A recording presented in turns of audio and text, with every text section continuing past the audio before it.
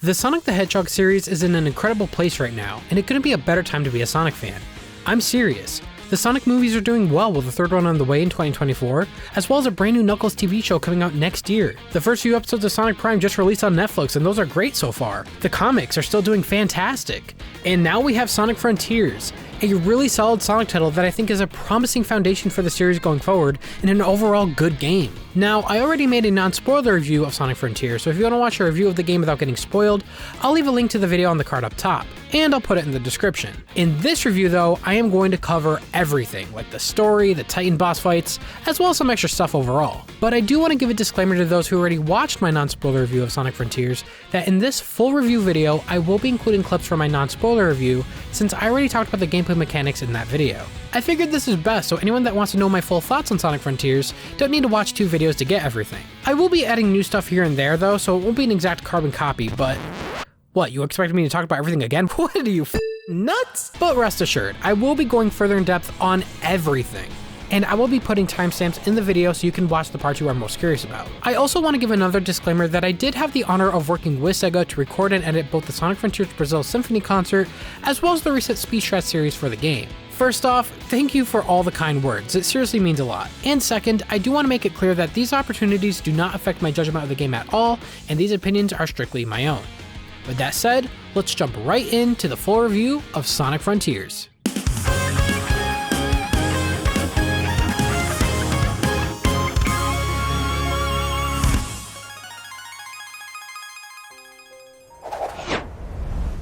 It's been 5 years since the last 3D mainline Sonic game. Sonic Forces, if you want to know my thoughts on that game, you can watch my review from 2017. My thoughts then still hold up now, but for a quick TLDR, I didn't like it. The game has horrible writing, horrible controls, the entire game felt very automatic and short, the level design was pretty much non-existent with everything being a linear hallway. Classic Sonic felt unnecessary, but the custom character was cool. But that's really the only positive I could give it. The game left a bad taste in everyone's mouth, especially because the trailer said it was from the team that brought you Sonic Colors and Sonic Generations. Which was a lie. In fact, some of the most important aspects like level design was done by newbies. The trailers also showed villains that you never even fight. A game we waited years for only lasted no more than 3 hours. This resulted in a huge loss of trust in Sonic Team, at least by yours truly. And I knew when they were going to announce the next game, I was going to be very, very cautious this time around. It was just a matter of waiting. And waiting we did, because during this last 5 years, we had games like Sonic Mania Plus, which was a nice DLC, Team Sonic Racing, which was a great soundtrack that came with the game apparently. What up, Sonic Squad? Today we're doing some Sonic Racing. Ready? Let me show you how it's done. Gotta get these rings. Whoa, whoa, whoa, whoa, whoa. Come on, almost there. First place! Sonic Colors Ultimate, which was ultimately disappointing due to its buggy release, and Sonic Origins, which is an okay collection for the most part, but definitely not the definitive way to play those classics. We also had 2 blockbuster movies which skyrocketed Sonic's relevance again. The first movie did an amazing job considering how it started. That's a placeholder, right? What the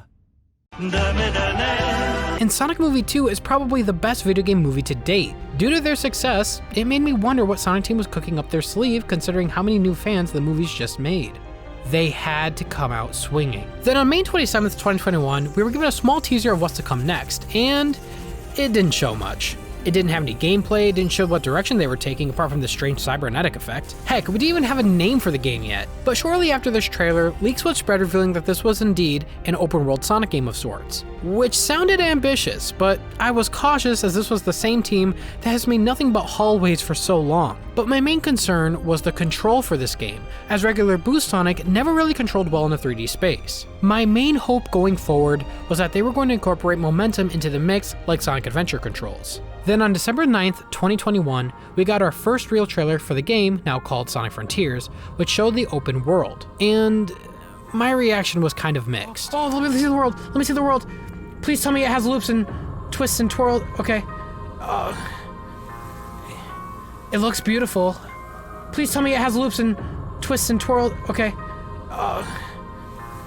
While the game looked beautiful, I was a bit put off by the world design. The lack of loops, corkscrews, and major hills for momentum-based platforming was immediately apparent. Now, that doesn't mean the game isn't going to be good.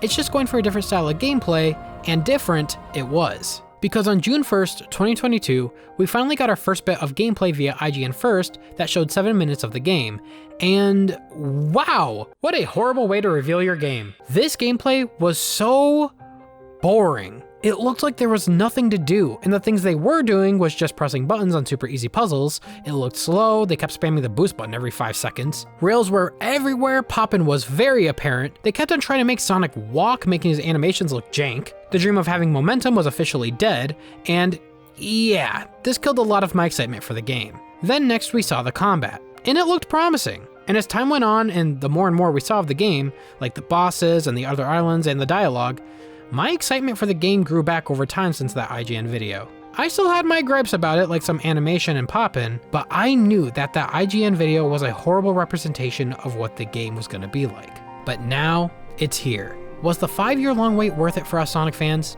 Let's find out now. I can't believe I'm saying this. Like in all my reviews, I'm gonna start with the story first, and oh my god, we have an actual story with meaningful dialogue in a Sonic game. Let's jump right in. First, let's start with the prologue, which if you haven't seen it already, please do.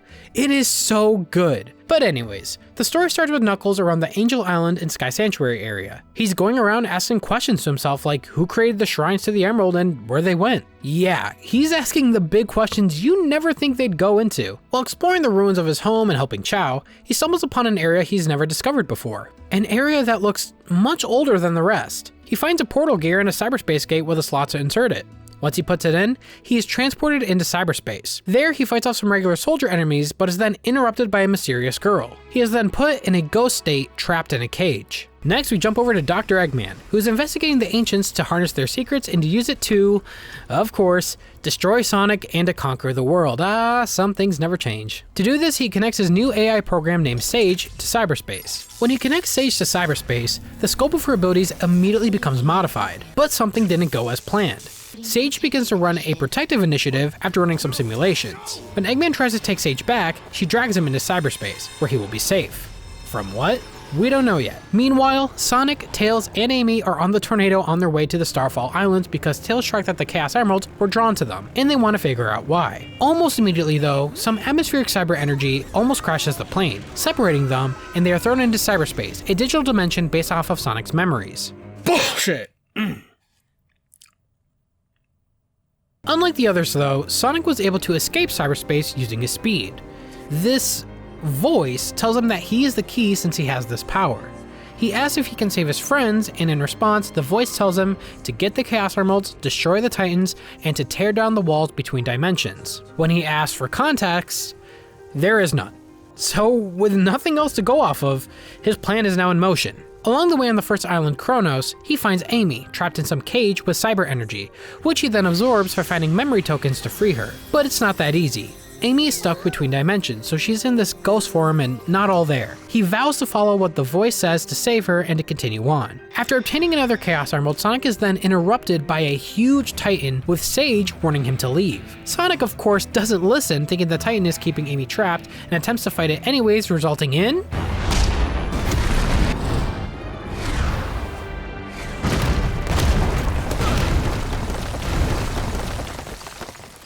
After waking up from his ass kicking, he now knows that he must take it down using the power of Super Sonic. While searching for the emeralds on the island, Amy finds a little rock creature called a Coco, who asks for her help to find her true love before it's too late. Sonic, who realistically thinks that there's more important matters to worry about, reluctantly agrees to help.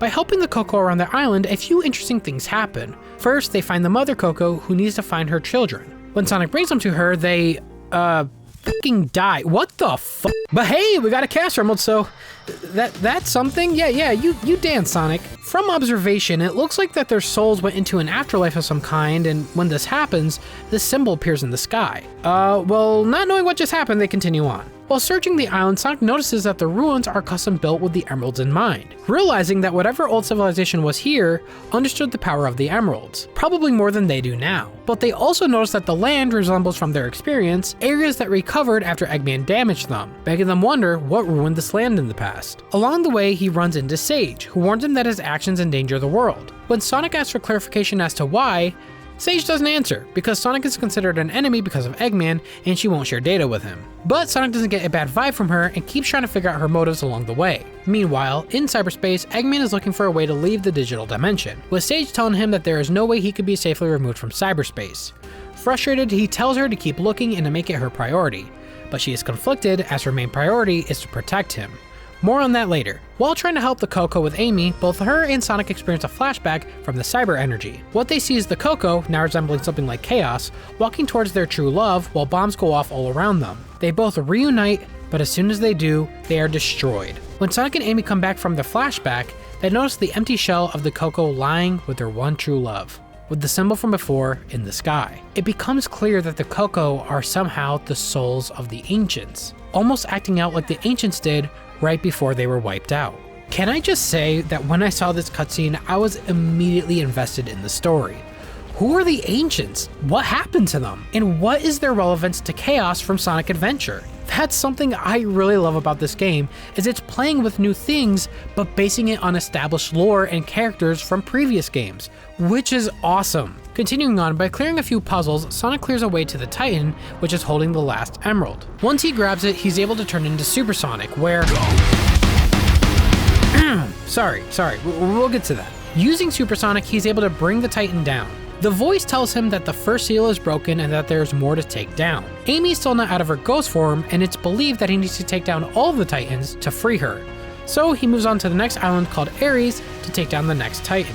But it's not so simple, because of course it's not. When he gets to Ares, he's immediately shot down by a random laser, and the emeralds are shot right out of him. And the hunt for the emeralds start anew. While on Ares, he finds Knuckles, trapped in the same corrupted energy as Amy. He absorbs the energy to free him, and together they work to find the emerald so that Knuckles can be free from his ghost state, and to go back to protecting the Master Emerald. Along the way, Knuckles mentions that these ruins predate anything on Angel Island from a wide margin, but the spiritual spaces and the military structures do share similarities to the ancient echidnas, piecing together that the ancients and echidnas aren't related, but one must have inspired the other, which is another interesting premise, and it invested me in the story even further. While hunting for the emeralds, Sonic is once again interrupted by Sage, who sicks a giant Titan on him.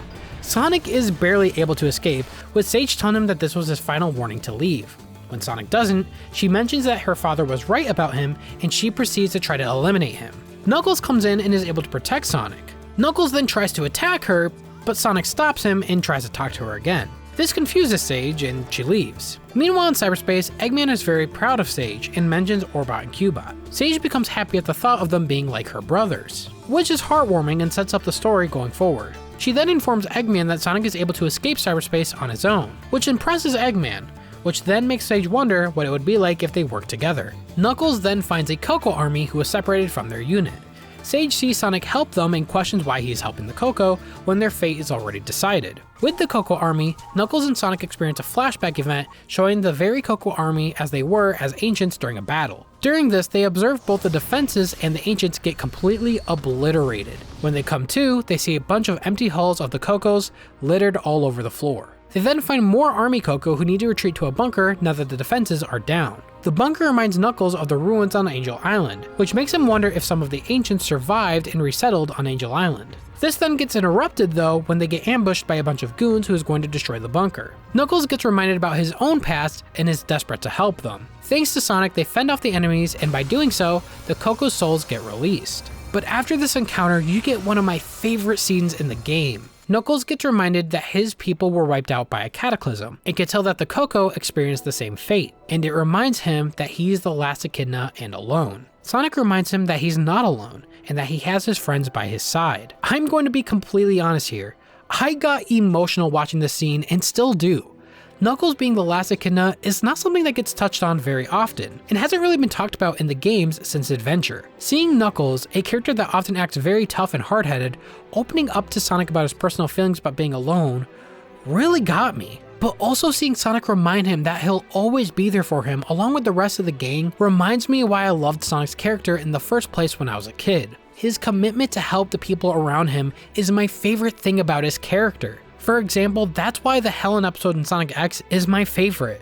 Moments like this is why I love the writing in this game. The Sonic we have here is the Sonic that people know and love. Sage sees this interaction and is amazed that he helps people that he is at odds with and is quick to make peace. I believe in this moment she thinks about what it'd be like for Sonic to work with Eggman, but quickly shoots down the idea and says that they are doomed. After getting all the emeralds, Sonic then fights the Titan as Super Sonic and destroys it. With one more Titan about to go, Sonic races to Chaos Island. Once there, he gets shot down by random lasers. And just like that, it's time to hunt for the emeralds.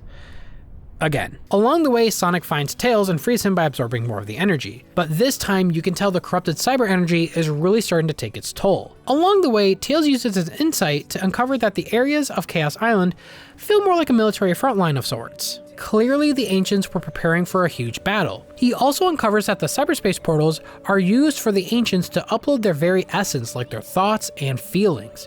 And the Coco are the spirits of the Ancients. Along the way, Sonic has another encounter with Sage, where she sticks another giant Titan on him.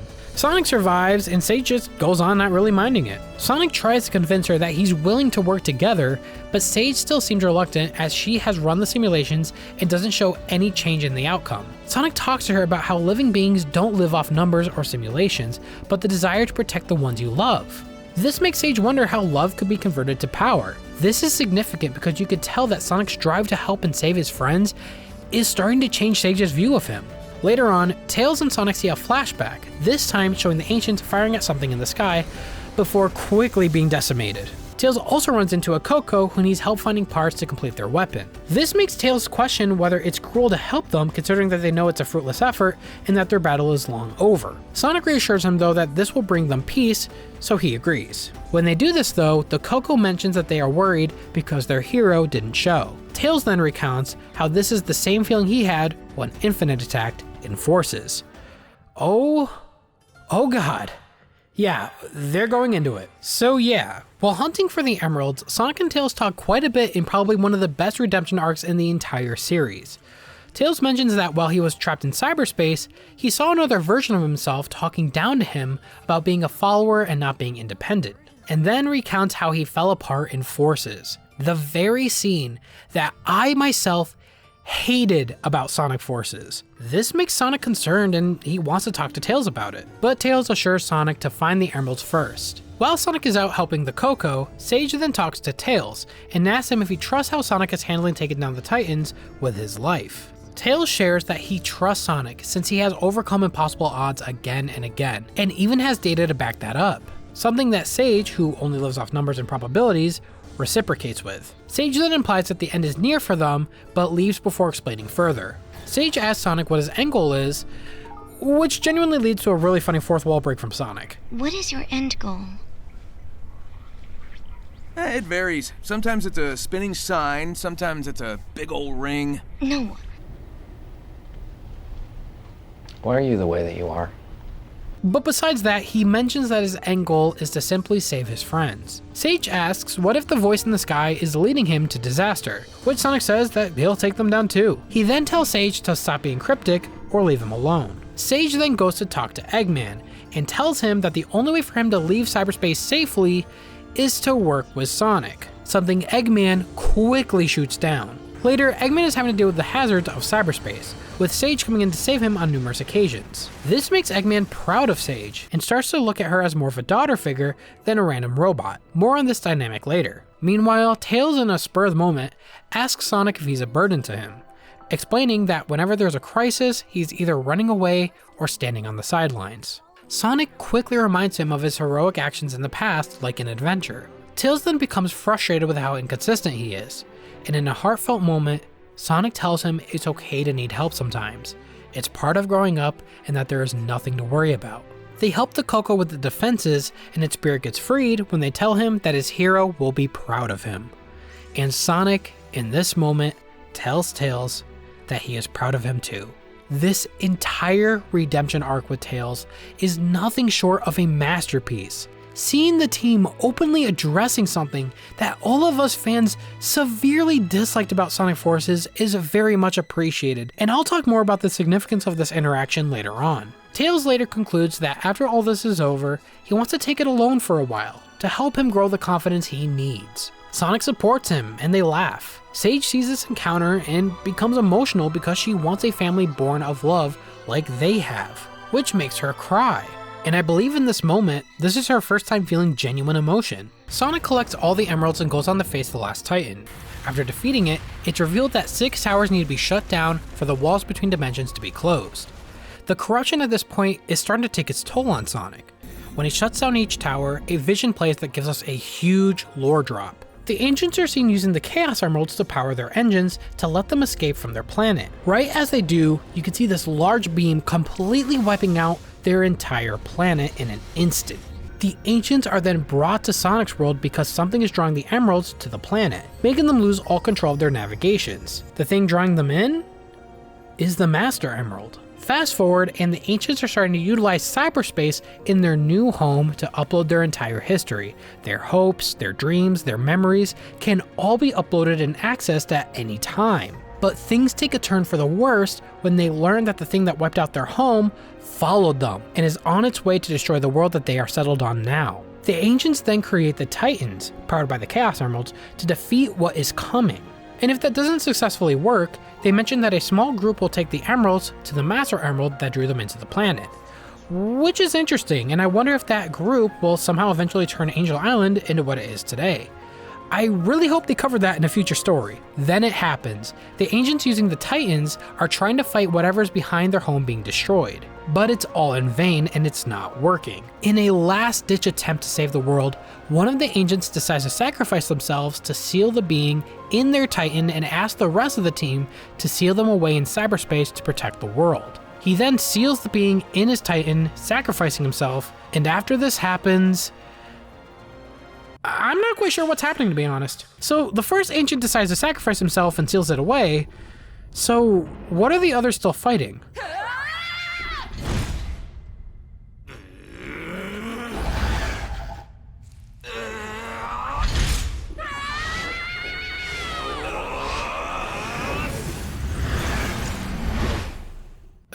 Anyways, at this point, Sonic shuts down all of the towers, but he took on so much cyber energy that it corrupted him. Eggman begins to celebrate this, but Sage quickly tries to usher him back into cyberspace before the being that wiped out the Ancients gets out. And right as she says that, sure enough, it wakes up. The voice that directed Sonic to take down the Titans and tear down the walls between dimensions in the very beginning of the game was in fact the very being that wiped out the Ancients and now plans to consume all. What a shocker.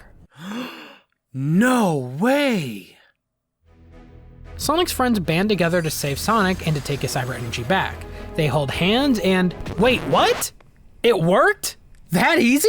Okay, now that I guess that seemingly minor inconvenience is now over, Sage asks Eggman if he can work with Sonic, as that is a scenario she never simulated before. Eggman reluctantly agrees, and the hunt for the emerald starts anew. One last time. Oh, whoa, wait a minute.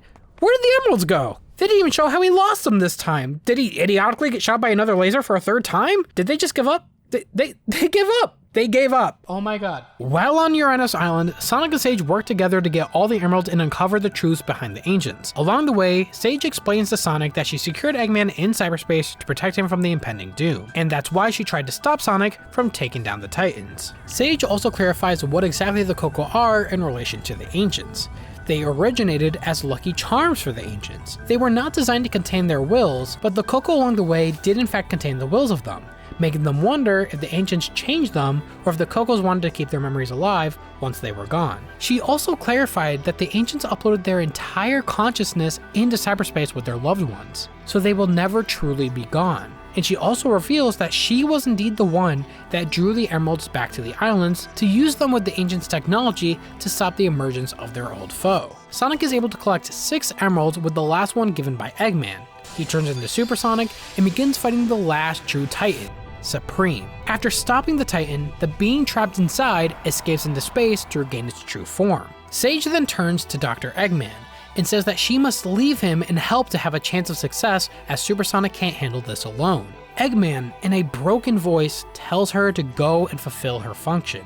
She assumes control of the Supreme Titan, and with Supersonic, they both blast off into space for the final showdown, with a broken Eggman telling his daughter to be careful. Be careful, dear daughter. They both race to space to battle the being responsible for wiping out the Ancients and threatening to wipe out the world. A foe that will truly be like no other. A foe so great that even Supersonic can't take them down without help. An absolute battle between life and death as we know it, and that foe is... a moon. Wait, what? The end? That's random. With Sonic and Sage working together, they're able to deliver a punishing blow to the moon, but right as it seems like it's over, the end is about to explode, I think, and at the very last minute, Sage jumps into it to suppress it, I think. I mean, it still explodes, but I'm so confused. She tells Sonic in her dying breath to look after her father, and that's it. Sonic lands back on Earth, all his friends are happy and reunited. You get this touching scene with Eggman mourning the loss of his AI daughter, accompanied by a beautiful song sung by Sage, thanking her father for everything. It's a touching moment, and it did make me feel bad for Eggman. Well, at least I feel bad for him because it looks like no one on the hero team gives a single f or even acknowledges what just happened. Sage died to protect you! You guys gonna talk about it at all? No? You guys, oh, well, okay, never mind. The heroes jump on the tornado towards a new adventure, and that's the story of Sonic Frontiers. Or so it seems. There is an after-credit scene showing Eggman using what I think is cyberspace to rebuild Sage, as it shows the ancient symbol on screen. What a massive, massive improvement since the last game. Like, holy shit. It is night and day comparing this game's story to the likes of Lost World and Sonic Forces. I'm just going to say this right out of the gate. Sega, keep Ian Flynn as your writer. This was such a well-balanced story, and yeah, it's not perfect, and I'll go into the flaws. This is such a damn good narrative. I actually felt emotion while playing this game, and I was invested. Starting out, the mood of this game is very, very somber. It sets the tone going forward. Everything around Sonic at first glance is very bleak, and it makes sense. He's around ruins about this ancient beings that were wiped out in a huge cataclysm. But over time, Sonic is like a ray of sunshine in this story. I love his energy here, his upbeat attitude, his sense of humor, and most of all, his desire to save his friends reminds me of the Sonic we once had a long, long time ago that has since been forgotten. But that's not all. For the first time in a long time, Sonic's friends are no longer just glorified cheerleaders on the sidelines. They are trying to help our hero as much as possible in their ghost state. Yes, finally, they are actually doing something significant with the supporting cast. And it's not just Sonic. I love every character in this story. Amy's drive to help the Coco find its one true love was charming. And can I just say how much Amy's character improved since the earlier games? Granted, she's always been this way for a while, but I just love how she's no longer the annoying girl cliche that's just fixated on Sonic 24/7. She is her own person with her own goals. Nothing ever feels forced, and the dynamic between Amy and Sonic feels natural. And then we have Knuckles, and he's back and better than ever. The prologue was amazing. You see him back at his home, protecting the Master Emerald, finally! Something that has been forgotten about for like 20 years in the games. You see him utilizing his abilities, gliding around, helping Chao on his way, and doing everything he can to make sure his emerald is safe. He wants to do everything on his own without the help of others. That's the stubbornness we've missed in this character. And he even admits that he needs help sometimes. Knuckles' relationship with Sonic is great to see. It's something that we haven't seen in so long. They care about each other even when they are at odds. Knuckles likes to play fight against Sonic like back in the day. When he's helping direct the Army Coco to their bunker, he is helping them because their history reminds him of his history and the events that wiped out his people. It's believable, not forced like Knuckles being an army general leader of a resistance like in Sonic Forces. And when he's reminded that he's the last Echidna, it's heartbreaking. I feel bad for Knuckles, and it makes it all that much more heartwarming to see Sonic care about his friends and reminding him that he'll always be there for him. And when Knuckles is giving insight to Sonic about the architecture of the island and comparing it to Angel Island, it is so interesting to see the lore being expanded upon and creating something new but familiar at the same time. And then we have Tails. This is the best redemption arc this series has ever seen. One of the biggest complaints about Tails is how the past writers completely neglected his character. Tails' entire story and adventure is about believing in himself and solving problems without the need of Sonic to do it all. It is established then, but was forgot about and made worse in the games all the way up until Forces. This entire encounter is Tails feeling ashamed about how he's been acting and how he needs Sonic to do everything. When he asked Sonic if he was a burden, that got me. And when he mentioned how he acted when Infinite attacked, it was great to see the blatant acknowledgement. I feel like any other game company wouldn't willingly discuss hot topic about how they messed up a character, but the way Ian did this is genius. We're not going to pretend it didn't happen. We can't. It's best to acknowledge that it did happen and let that be the reason for the character to grow from here on out. It feels like an apology for how they treated Tails, and it was so charming to see our number one sidekick working on himself to be more independent, something I'm sure a lot of us could also relate to.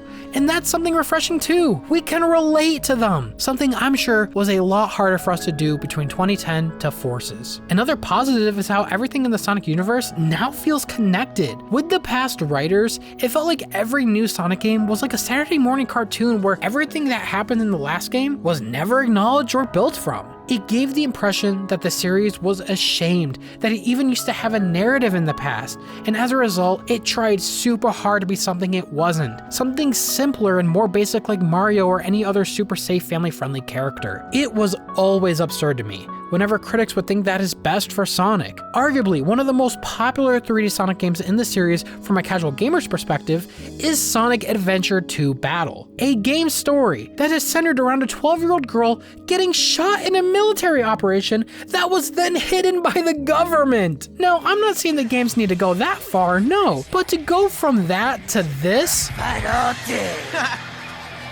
think you're itching because you need a bath.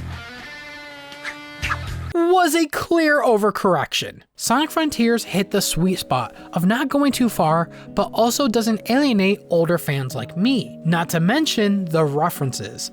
This game references everything, the classic games, the adventure games, Hero, Shadow the Hedgehog, Sonic Riders, and among others. It's great.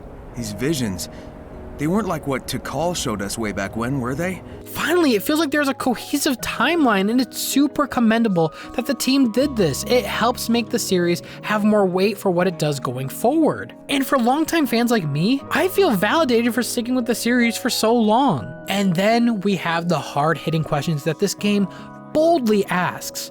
Where did the Chaos Emeralds come from? Who were the ancients that settled here first? This is something I never thought the Sonic series would ever dare try to ask, but this game boldly does so, and it does so well. The ancients looking like chaos literally made me jump out of my chair and scream in excitement. So many questions. Are they the same creature as Chaos? Well, if you collect the Eggman logs in the game, which by the way I highly recommend as it adds more to the lore and the overall story, Eggman learns that Chaos is a descendant of the ancients. You also get more insight into Eggman's growing relationship with Sage. Now, I know that raises questions because I thought it was widely believed that Chaos was a mutated Chao.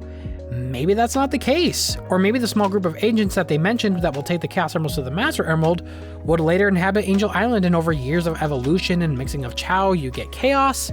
Who knows? But it's great that there's new conversations to be had about the Sonic series again in the community that is about lore. That is something I've missed dearly. Now, while this is the best written Sonic story in a long time, it isn't perfect. The whole idea of Sage just straight up not telling Sonic, hey, if you listen to the voice in the sky, you will cause the destruction of the world, was a bit aggravating. The whole time when she's telling Sonic to stop, she's being cryptic, and he never understands how what he's doing is a bad thing. I know they kind of tried to write their way out of this by saying that she can't share data with the enemy because she's on Eggman's side and all, but that didn't stop her from talking to him on Ares Island or Chaos Island. Heck, she even answered his question and let him know his friends are going to be okay. That's sharing data. Isn't it? Of course, this is all just a nitpick though. The big thing for me though that I don't like is the end. I played this game multiple times already, and I still have no idea what the end is. Why is it attacking the ancients? What's its end goal? What even is it? It just looks like a f***ing moon. Talk about a lame final boss. At least it's the only Sonic character I could draw. That's something, right?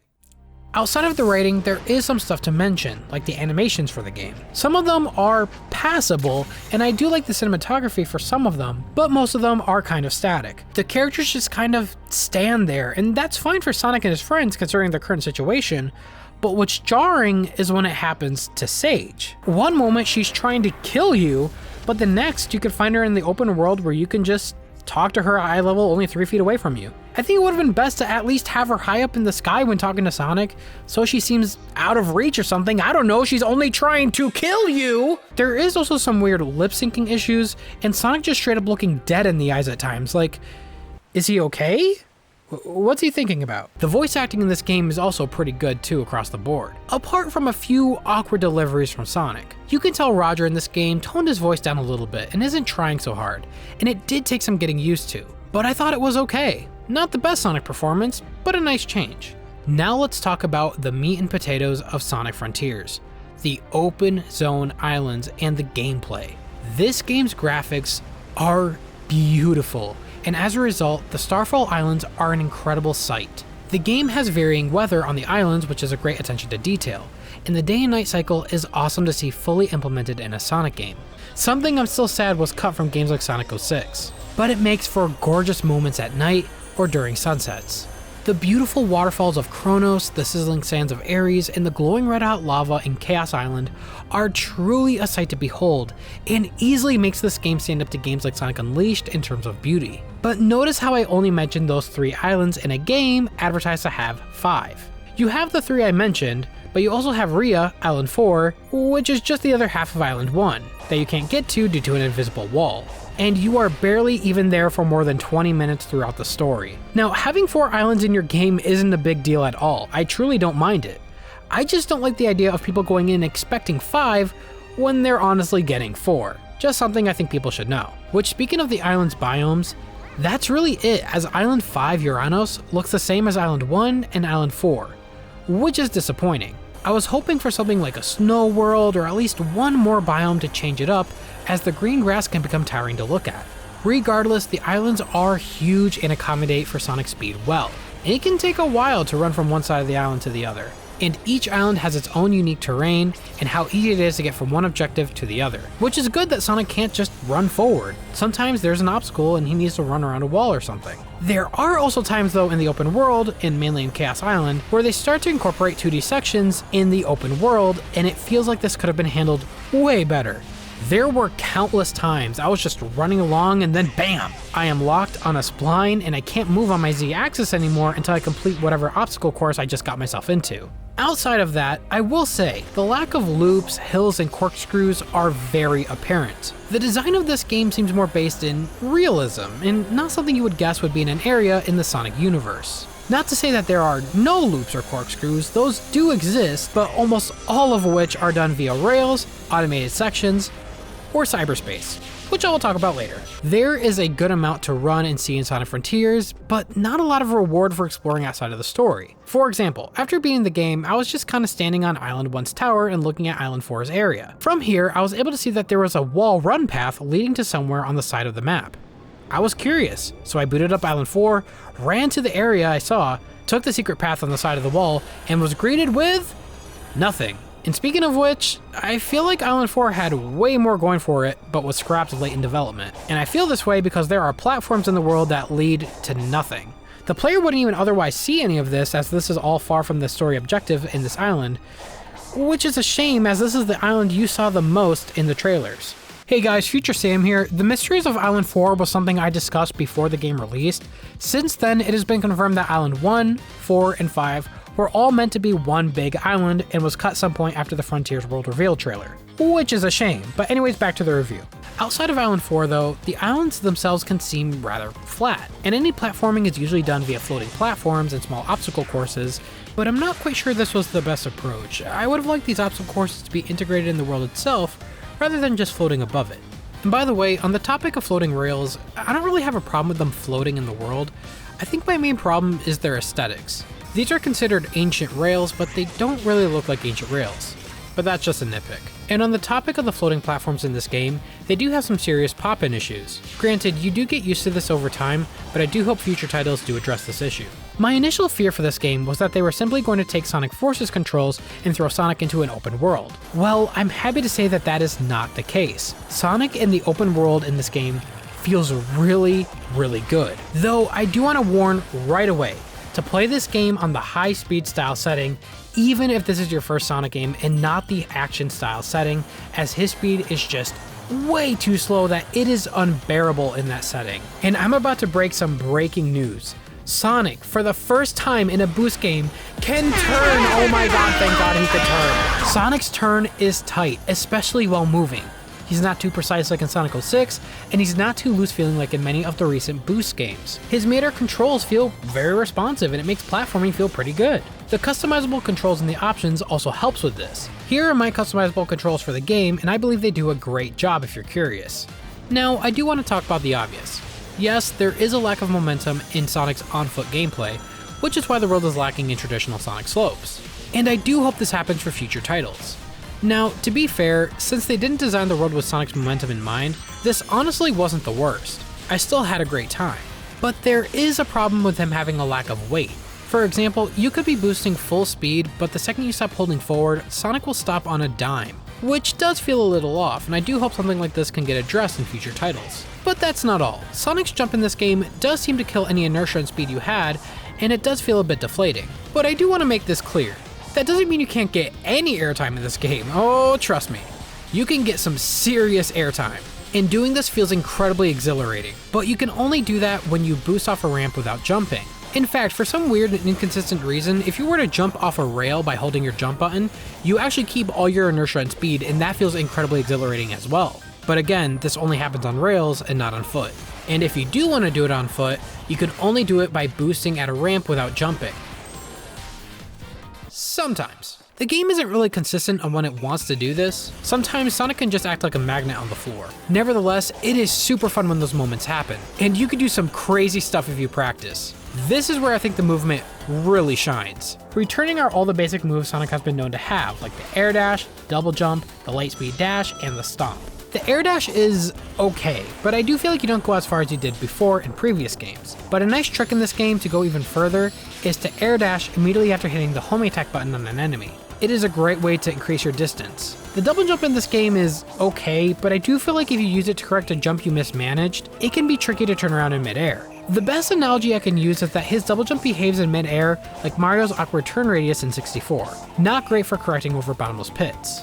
The lightspeed dash is in this game, and that's great, but for some reason, every time Sonic performs it, he breaks at the end of the ring trail, which is why I believe a lot of the ring trails in this game end in a dash pad or a dash ring to compensate for this, which is really weird because I do not remember this happening in Sonic Forces. But yeah, this sometimes breaks the flow of the game. And the stomp attack works as usual, but now you can perform it 3 times in a row by holding down the button. And honestly, I would have liked to see the bounce attack from Sonic Adventure 2 make a return here. And for the first time in 3D, Sonic now has the drop dash. And I think it is great for going up terrain that Sonic can't otherwise climb. Though you do have to press the button 3 times now instead of twice, and it did take some getting used to.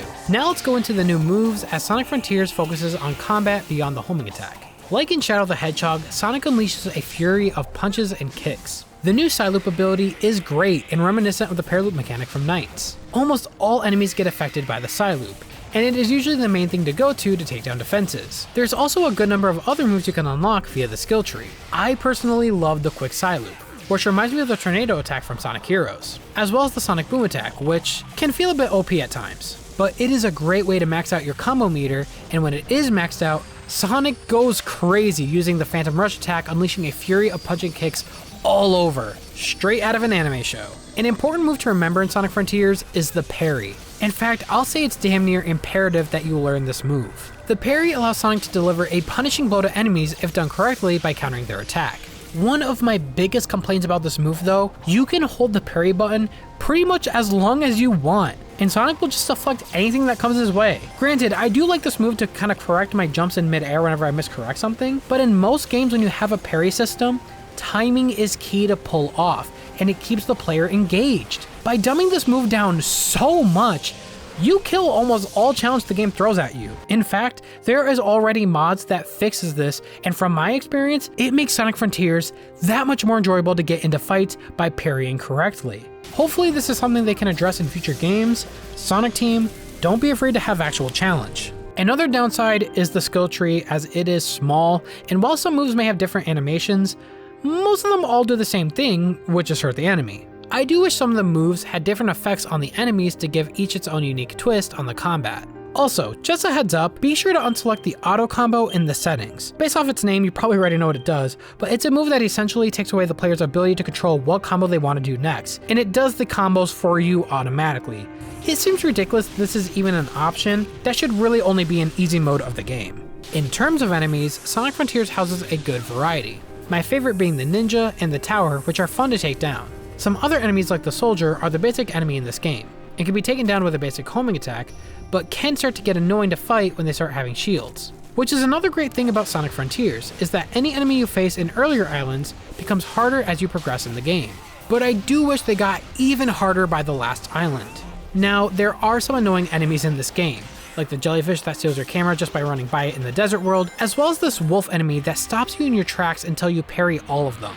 Outside of the basic enemies though, you also fight guardians, which are like the mini bosses of the game. I really do enjoy these. They are a lot of fun and are all different in how you take them down. Now, even though the combat in this game is fun, it can get a bit repetitive if you play for an extended period of time. Like other open world games, Sonic Frontiers houses some RPG elements, like Sonic being able to upgrade his attack and defense power by obtaining seeds, which you get by defeating enemies and finding them around the world.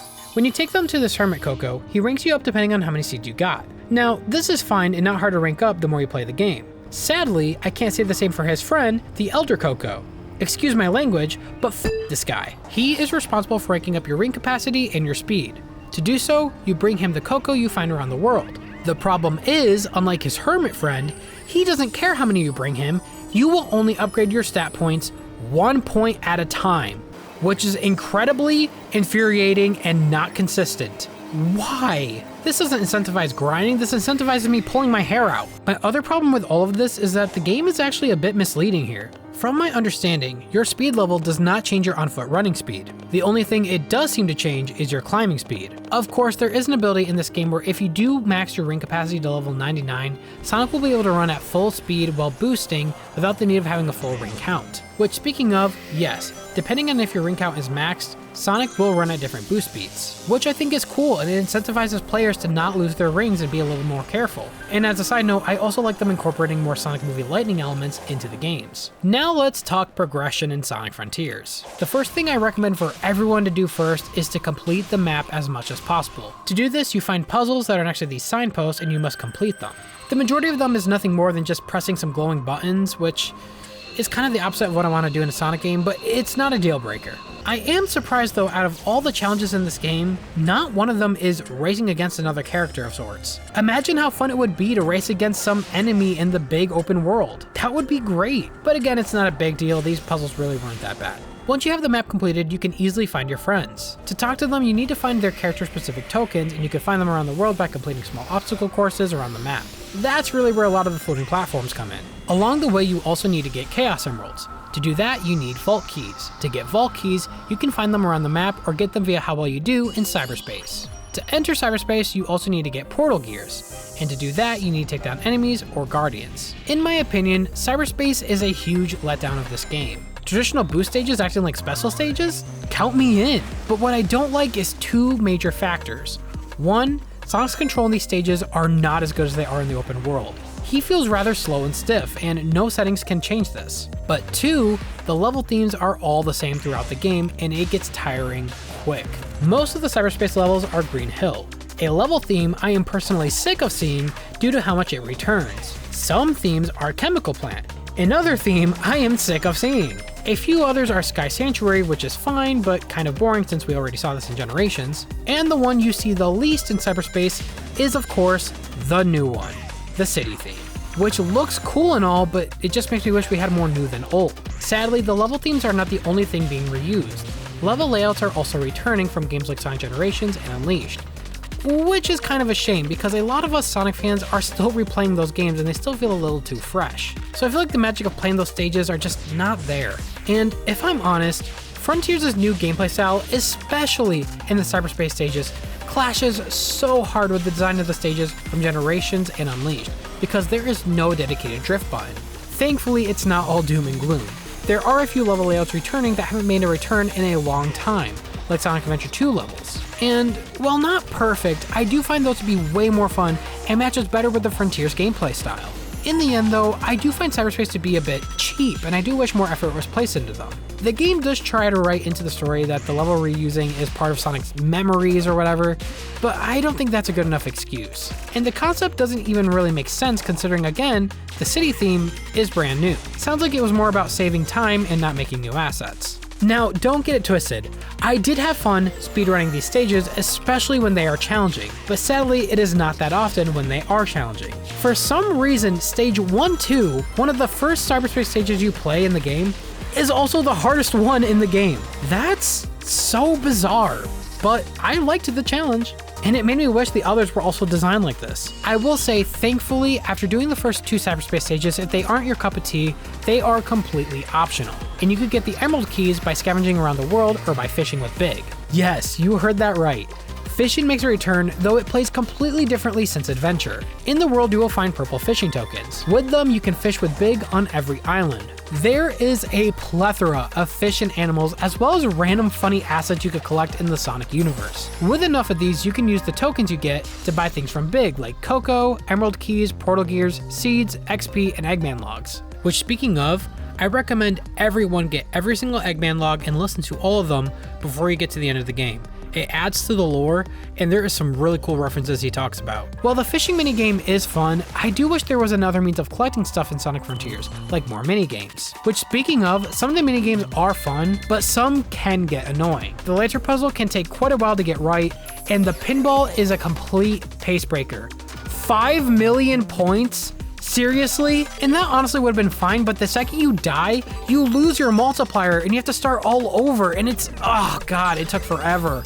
Now let's get into the very best Sonic Frontiers has to offer, and that is the Titan boss fights. Giganto, Wyvern, and Knight are some of the best bosses to grace the series in years. Most of the bosses all start the same. Sonic has 6 Chaos Emeralds, and the 7th is being held by the boss. So you need to start the fight by climbing these behemoths, and once you get the 7th Emerald at the top and turn to Supersonic, Yo, look at Sonic! Oh my god, yo, he just threw it into the air with a tornado! Whoa, did he just throw him onto the ground? Whoa! Sonic, don't do it! Oh my god, he just threw him into a mountain! Yo, this is crazy! Sonic just went right through him! What is this? Wait, he just made him eat his own missiles! He made him eat his own missiles! No, he just deflected and shot! Wait, he's riding his shield! He just sliced him in half! What is going on? god damn, this is so good. Sonic turns into an absolute god. Never before have we ever controlled a Supersonic with so much at his disposal. First off, all of his combat moves in the base game carry over, which is really cool. The only real difference is that you get to do all this while flying and being super quick. Let's start with the first fight against Giganto. I will never forget my first encounter with this boss. I remember standing up out of my chair yelling, "This is a Sonic game," as I proceeded to kick its ass with some of the best music this series has seen in years. Until my ring count went out and Sonic was eaten alive.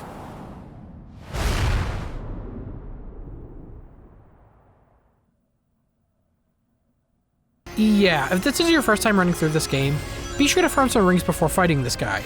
You're going to need it, as Supersonic doesn't take damage, but to maintain his super form, he needs rings, which deplete slowly over time, essentially acting as a time limit. The entire fight against Giganto is in a giant arena, and you need to be careful because this guy will just straight up sucker punch you. Parrying is your best friend here, and if you pull it off correctly, you could deliver a punishing counterattack that looks amazing. About halfway through the fight though, every Titan will encounter a second phase where they get slightly harder to fight. Giganto literally turns into a light show full of lasers. A huge tip I have for each Titan fight is to utilize the Psyloop and Quick Psyloop abilities if possible, as they have different effects on each Titan that is so awesome to see. For Giganto, if you Psyloop him, you throw him into the air with a tornado where you can deliver some punishing blows. If you Psyloop him again while he's in the air, you slam him down to the ground where you can continue to counterattack.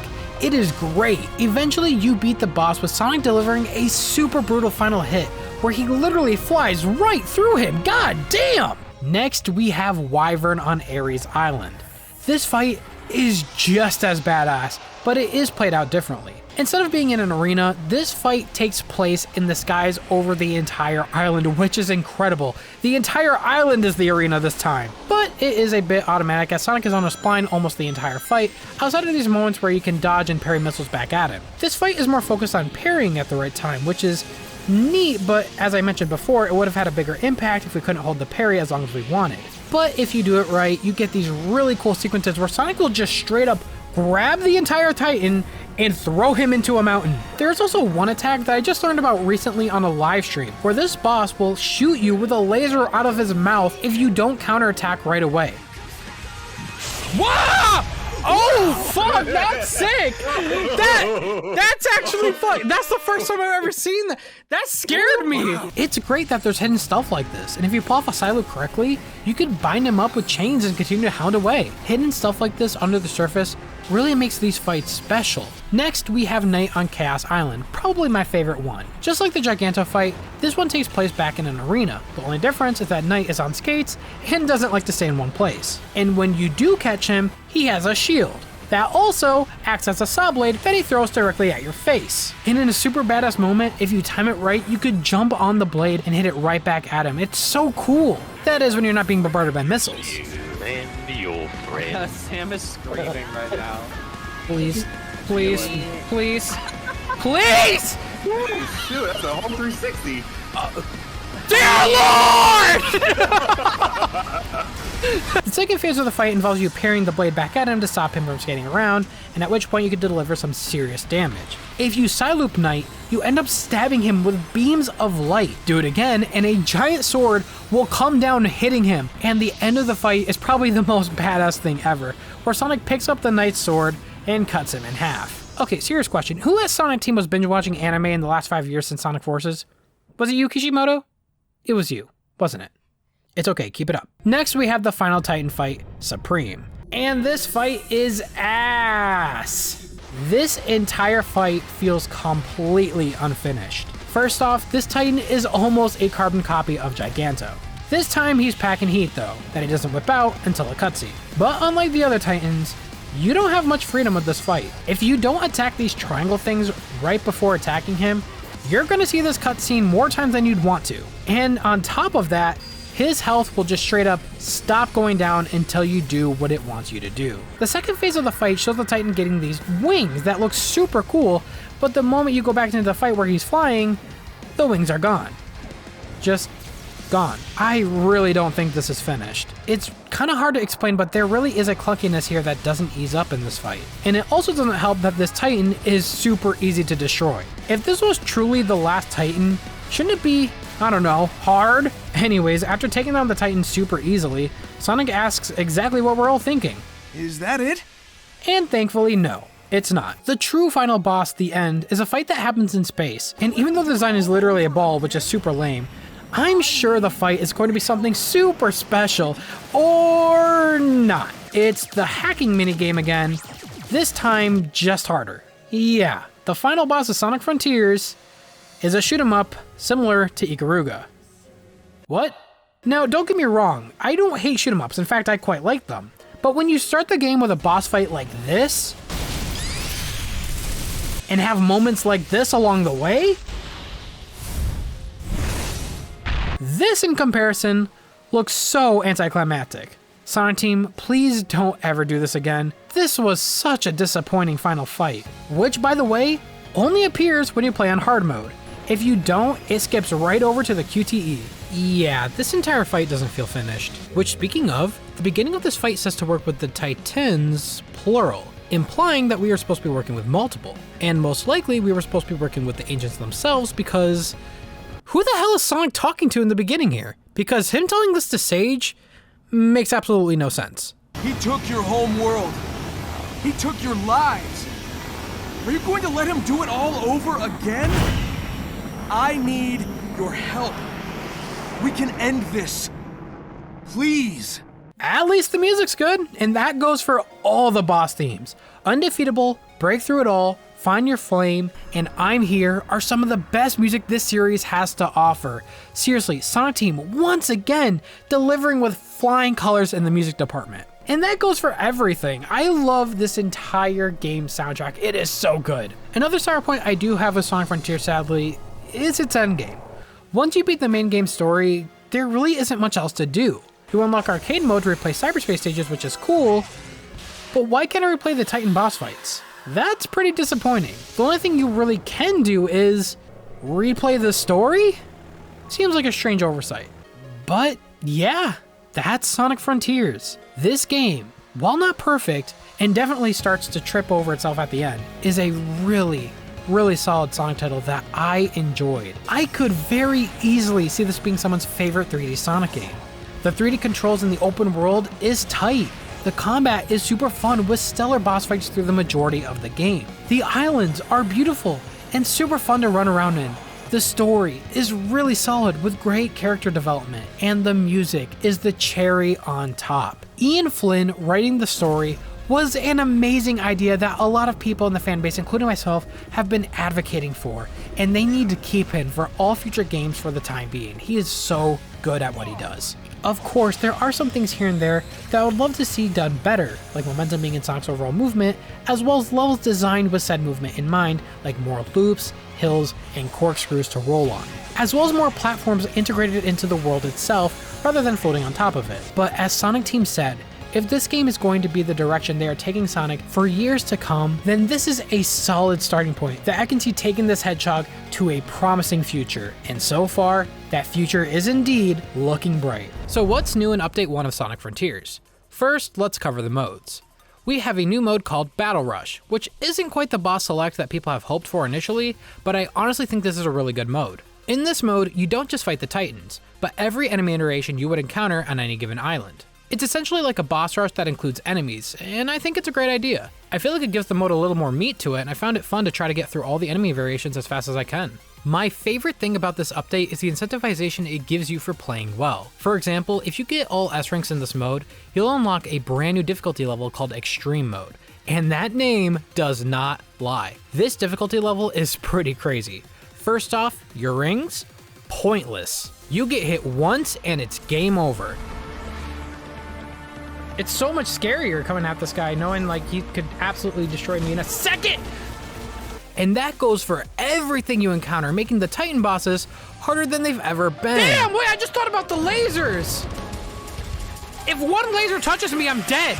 The smallest projectiles that you never even thought of before can now mean the difference between life and death. Woo! If I didn't hold that down, oh my god, I would be dead right now. But that's not all. No. Sonic stats don't increase in this mode. That's right, you are stuck at level 1 attack, defense, speed, and ring capacity throughout the entire adventure, making even the simplest of enemies hard mini-bosses. So, good luck! You said you wanted more of a challenge, and Kishimoto heard you loud and clear. What?! Oh, and speaking of which, you know how many of the complaints everyone had, including myself, was how easy the cyberspace levels were and how you wanted more of a challenge like you got in 1-2? Well, in extreme mode, every level is the most strict it's ever been. I'm not joking. It took all of my effort to pass these with an S rank, where most of the time, I was just barely passing by the skin on my teeth. And that's using the techniques I learned from Speed Strats. Which, by the way, I totally recommend. It's a really great series. I didn't work on it, I'm not biased. I used the homing dash and the rail launching, and I still just barely passed most of the time. Which, mind you, the game marks your time with an asterisk to show if you used one of those moves. Because, you know, you didn't already feel invalidated enough. Thanks, Sonic Team, you absolute lunatics! I'm just kidding, I still love you. So yeah, if you're a Sonic veteran like me and you want more challenge in Sonic Frontiers, do yourself a favor and unlock Extreme Mode. It may just scratch that itch. And I honestly found it to be a fun challenge to run through the entire game again. Next up, we have the Cyberspace Challenge Mode. In this mode, you race through all the cyberspace levels to get the best possible ranking. like you did in Battle Rush. If you beat all the cyberspace stages with an S rank, you unlock the ability to do the power boost in cyberspace stages, which is pretty neat, but I swear it doesn't mean anything in 2D sections. You still feel like you're moving uncomfortably slow in those, and it made me wonder if Sonic has like a speed cap or something in these sections. Anyways, let's move on to the new features in the open zone area themselves. First off, we have photo mode. That's right, we finally have a photo mode that really should have came with the game initially, but better late than never, I guess. If I'm quite honest, I just think it's kind of okay. Don't get me wrong, it gets the job done, and I like the fact that it allows you to change the FOV to get some pretty dynamic looking photos. But compared to other games, this is just a very basic photo mode. The filters are pretty limiting with only a handful to choose from, and some are honestly not that great. I would have rather preferred actual sliders to adjust the colors myself, rather than relying on these presets. Outside of the filters, the camera controls itself are decent enough to control, and changing the camera speed does help a lot, but it is kind of annoying to control, especially if you're trying to take pictures close to the ground, close to Sonic, or by a wall, where it just stops and gets stuck at times, as if there's a real cameraman trying to take these photos. Now, this is all assuming you're taking the picture you wanted at the right time you wanted, because this photo mode is all on the mercy of you pausing the game at the right frame, which is hard to pull off at times, especially if you're trying to take pictures of Sonic doing his cool tricks in the air that are less than a second long. Which, on the topic of posing Sonic, I wish there was an option like in other games with photo modes, where you could select emotes for Sonics to perform so you could get cool photos.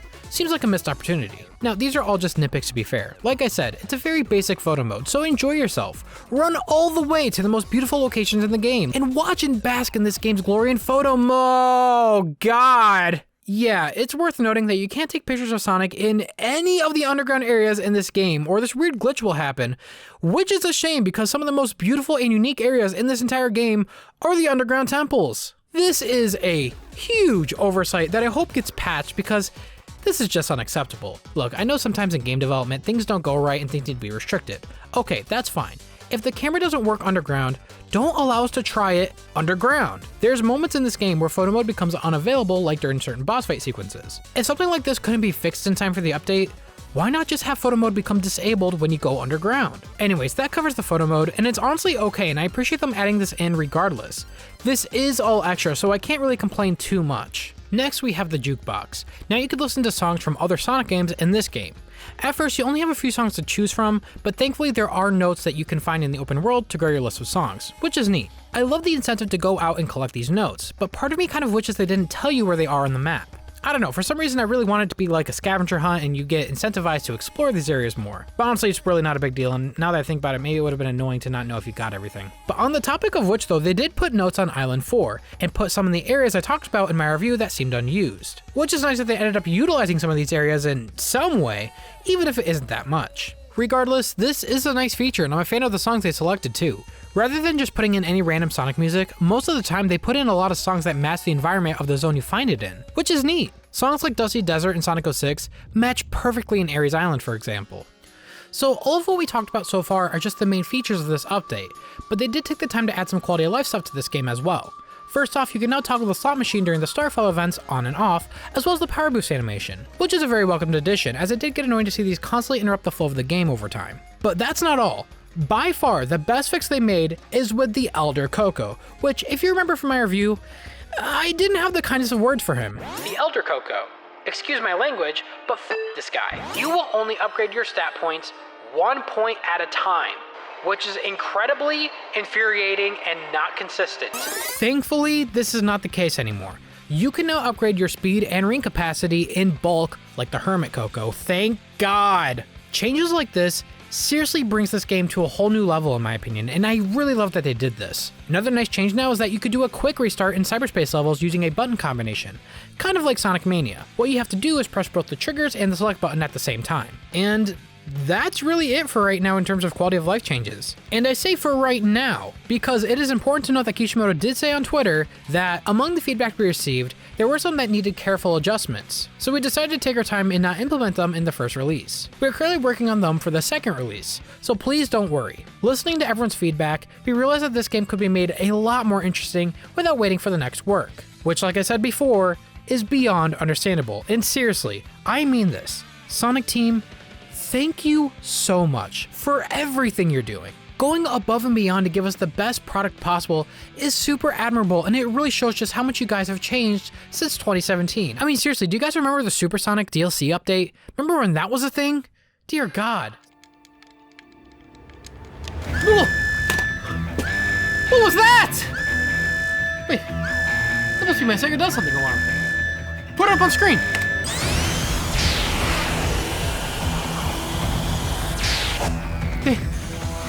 They did it!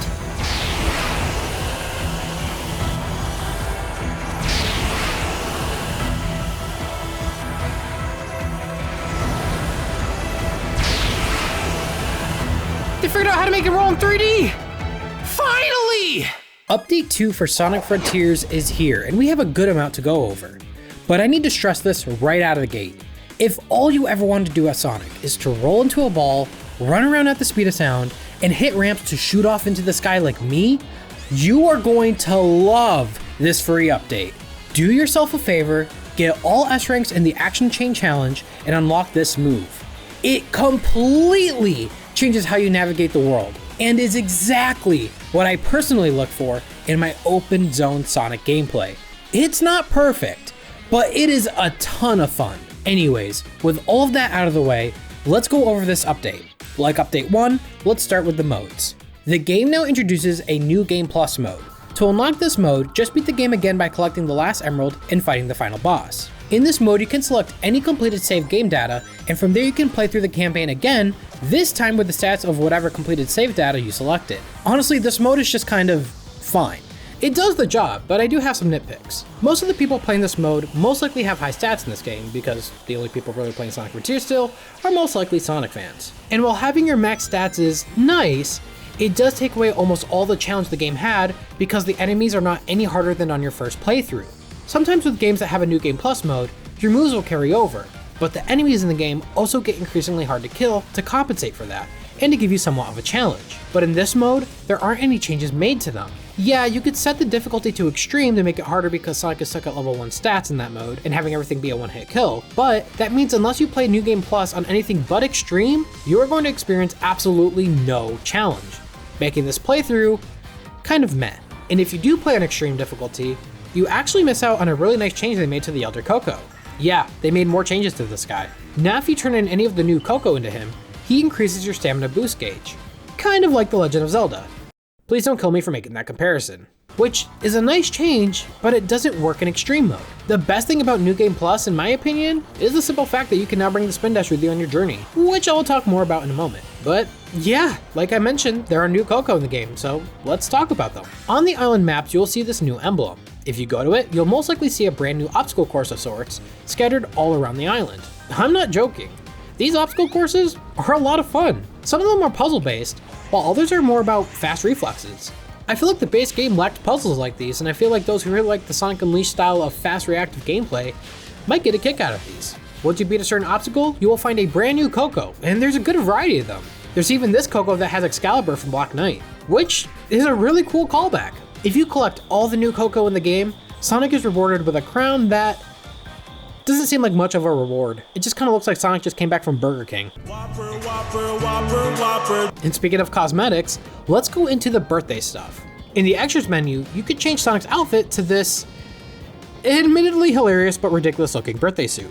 I won't lie though, he is rocking those shades. And it's not just Sonic either. You could change the Coco into the birthday attire, as well as Sonic's friends. In addition to the characters, the island also gets some pretty sweet looking birthday reskins. It's not much, but these objects like breakable boxes are now turned into presents, the rails are a different color, there's hot air balloons in the sky, and these unbreakable boxes are the Sonic Generations loading screen assets.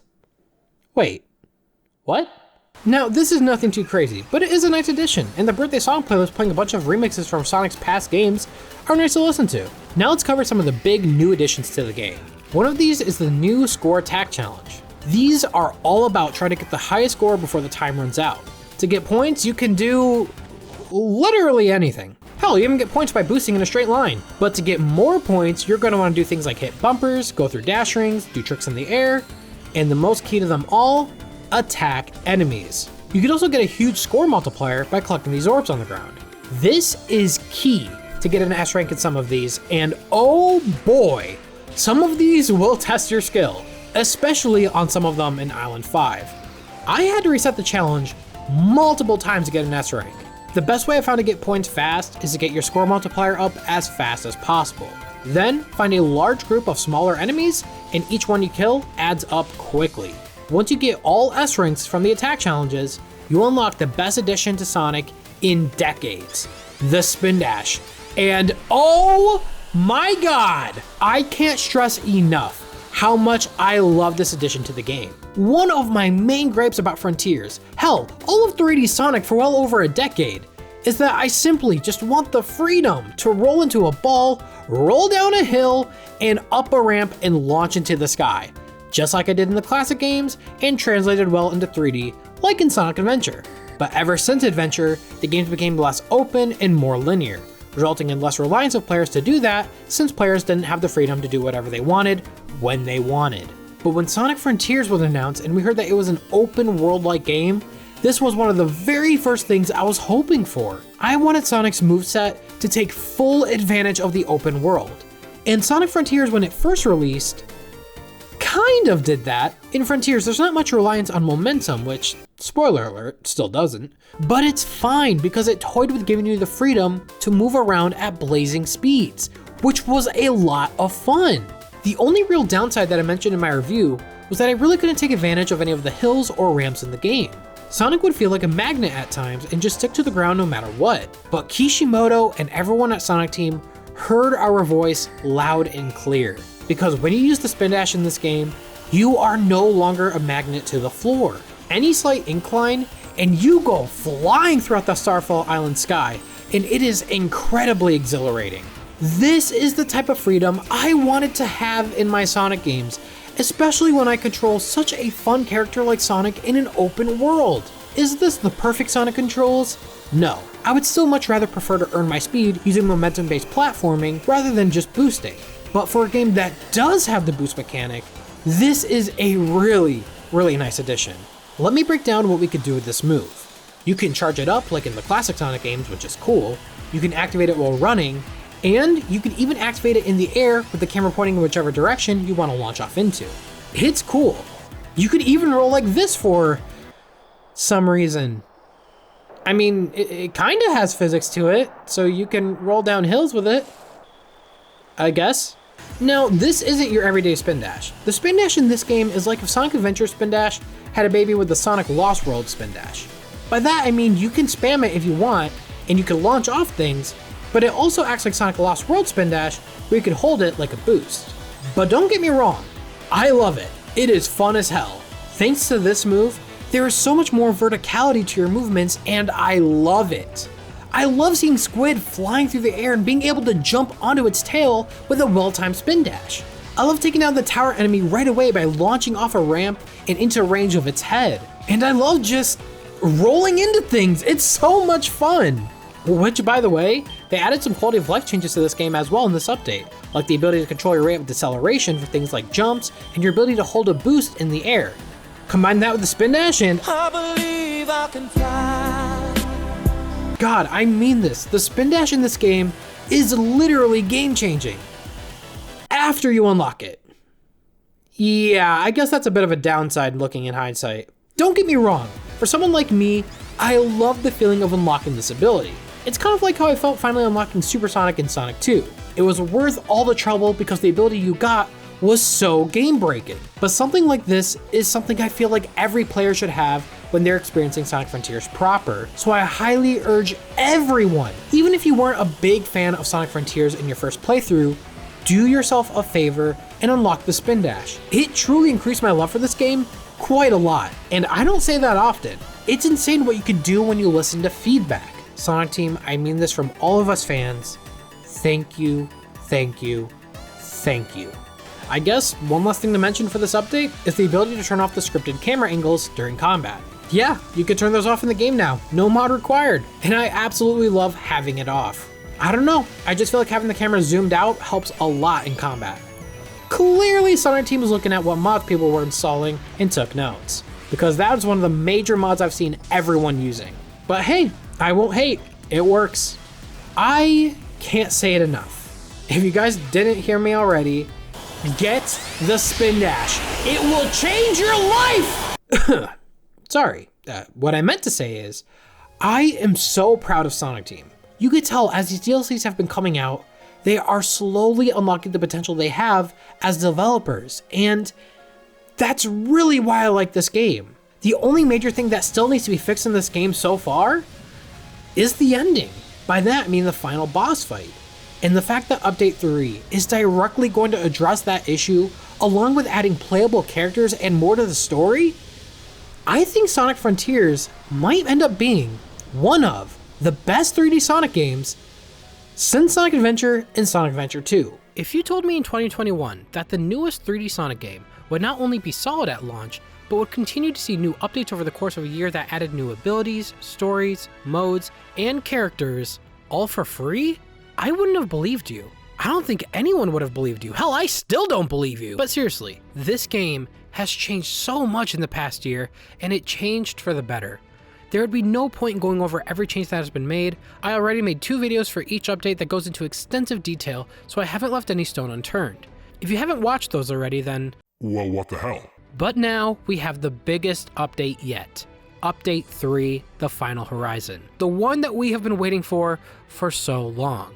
What does this update add to the game? And how do the new characters play? And where does the story lead us from here?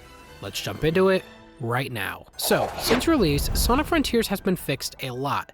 They added a lot more to do, they updated Sonic's moveset to be more exhilarating, and they made quality of life changes to make the experience more palatable. But there was always that one flaw that this game had that plagued it since its release: the ending. As mentioned in my original review, I did not like the ending of this game. By the time we got to Island 5 and we were tasked with doing the same thing that we've been doing for our 4th time, I felt severe fatigue, made worse by an unfulfilling boss fight against Supreme that goes down way too easy for that point in the game, and the true final boss that has great music, but the fight was so underwhelming compared to the other Titans, and was a completely different gameplay style that didn't feel very Sonic-like. And after all that, the story just kind of ended on a sad note.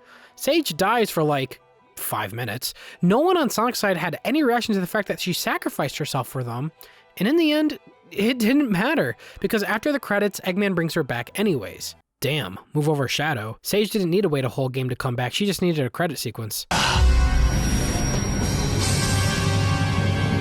But now we have Update 3, which its main purpose is to specifically address all of this and then some. So let's start with the story and cover everything. When you get to Island 5, you are now greeted with a giant ring just to your right. This portal allows you to play through the new story on the island. If you decide not to jump through the ring, you will just play through Island 5 as it was in the base game. But if you do decide to jump through the ring, you are now greeted by Sage, who tells you that out of all the probabilities of success she calculated, there was one that has such a small chance of working that she didn't even consider it before. This plan involves Sage reversing Sonic's friends from being in cyberspace to suppress Sonic's cyber corruption, which in turn would also cause Sonic to be re-corrupted. But Sage can stabilize his cyber corruption for a short time while his friends seek out the Chaos Emeralds for them. While this happens, Sage would guide Sonic through trials, which would allow him to convert his cyber corruption into power that he can ultimately use to properly defeat the end. The only caveat, according to Sage, is that these trials are really hard. But I mean, I've been playing this game since release, so really, how hard can it be? No! I'm trying to practice! And just like that, you take control of Sonic's friends in a mainline 3D Sonic game for the first time since Sonic 06, which was 17 years ago. Jesus Christ. And no, I don't count Sonic Boom Rise of Lyric. Sonic Boom Rise of Lyric isn't even a Sonic game. We jump to Amy, whose main goal is to find the Chaos Emeralds. But it's not as easy as going to them in the vaults, as they were hidden by the Coco because the enemy infested the island and are using their technology against them. So to find them, she uses her insight from her fortune cards and by asking Coco for help in locating the emeralds. When she finds one, she isn't able to grab it right away because of some barrier. Then we jump to Knuckles. Since the Ancient's tech is being used to hide the emeralds, Knuckles starts by hunting down their tech and destroying them to weaken the signal. After finding an emerald, he is also unable to grab it due to a barrier. Then we jump to Tails, whose main goal is to disable the barrier, and to do this, he hacks a few of the Coco devices around the island. And just like that, all 3 characters are now able to obtain the Chaos Emeralds each, all before being locked out of the system again. Meanwhile, we jump back to Sonic, who is tasked by Sage to climb the 4 memorial towers put there for the pilots and the Titans who gave their lives to save the world. By climbing them, he will have to complete their trials to gain control over the cyber corruption. Of course, when he gets to them, They aren't really thrilled to see him at first since he destroyed their Titans and released the End by disabling the 6 final seals on Island 4. Well, this is awkward. Of course, after completing their trials, he earns their respect and blessings to defeat what killed them. Now we jump back to the other characters. By now, the End is beginning to corrupt everything on the island, including the Coco. So they set off to do more of what they did before. Knuckles weakening the barrier holding the emeralds by destroying their tech, and Tails breaking them free by hacking into cyberspace. Amy, on the other hand, tasks herself with saving the Coco, as they may be essential to their plans. Things start to go awry though, as all the characters begin to be corrupted, much like Sonic was before. Regardless though, they push through and obtain another set of Chaos Emeralds. Back to Sonic, he goes to the final tower to meet up with someone called the Master King, who was the leader of the Ancients and who was able to turn his cyber corruption into a new power. By completing another set of challenges and by destroying all the Titans using only perfect parry, Sonic gains this new power, but is warned it can leave him entirely if he becomes too reckless with it. With all of the trials completed and the new power obtained, Sonic goes to confront the End. With the help of his friends and Eggman, he gets all the Chaos Emeralds and transforms into Super Sonic. Unlike the base game, the End now directly controls the Supreme Titan as an avatar. Sonic, utilizing his new power and becoming Super Sonic 2, can now perfect parry and use it to take on the Titan. With the help of Sonic's friends, Sage and Eggman, they take the Titan's gun and take aim, with Sonic himself being the bullet, getting serious Sonic X vibes. Before being launched at the End by Eggman, Sonic decides to go all out with his corrupted power, becoming Cyber Super Sonic. Or that's what I think his name is. I have no idea what his official name is. With Cyber Super Sonic, they destroy him with one fatal blow, as Sonic destroys both the Titan and the End by flying right through them. The End explodes, with a banged up Super Sonic now falling back to Earth. Right before Sonic hits the ground, his friends catch him.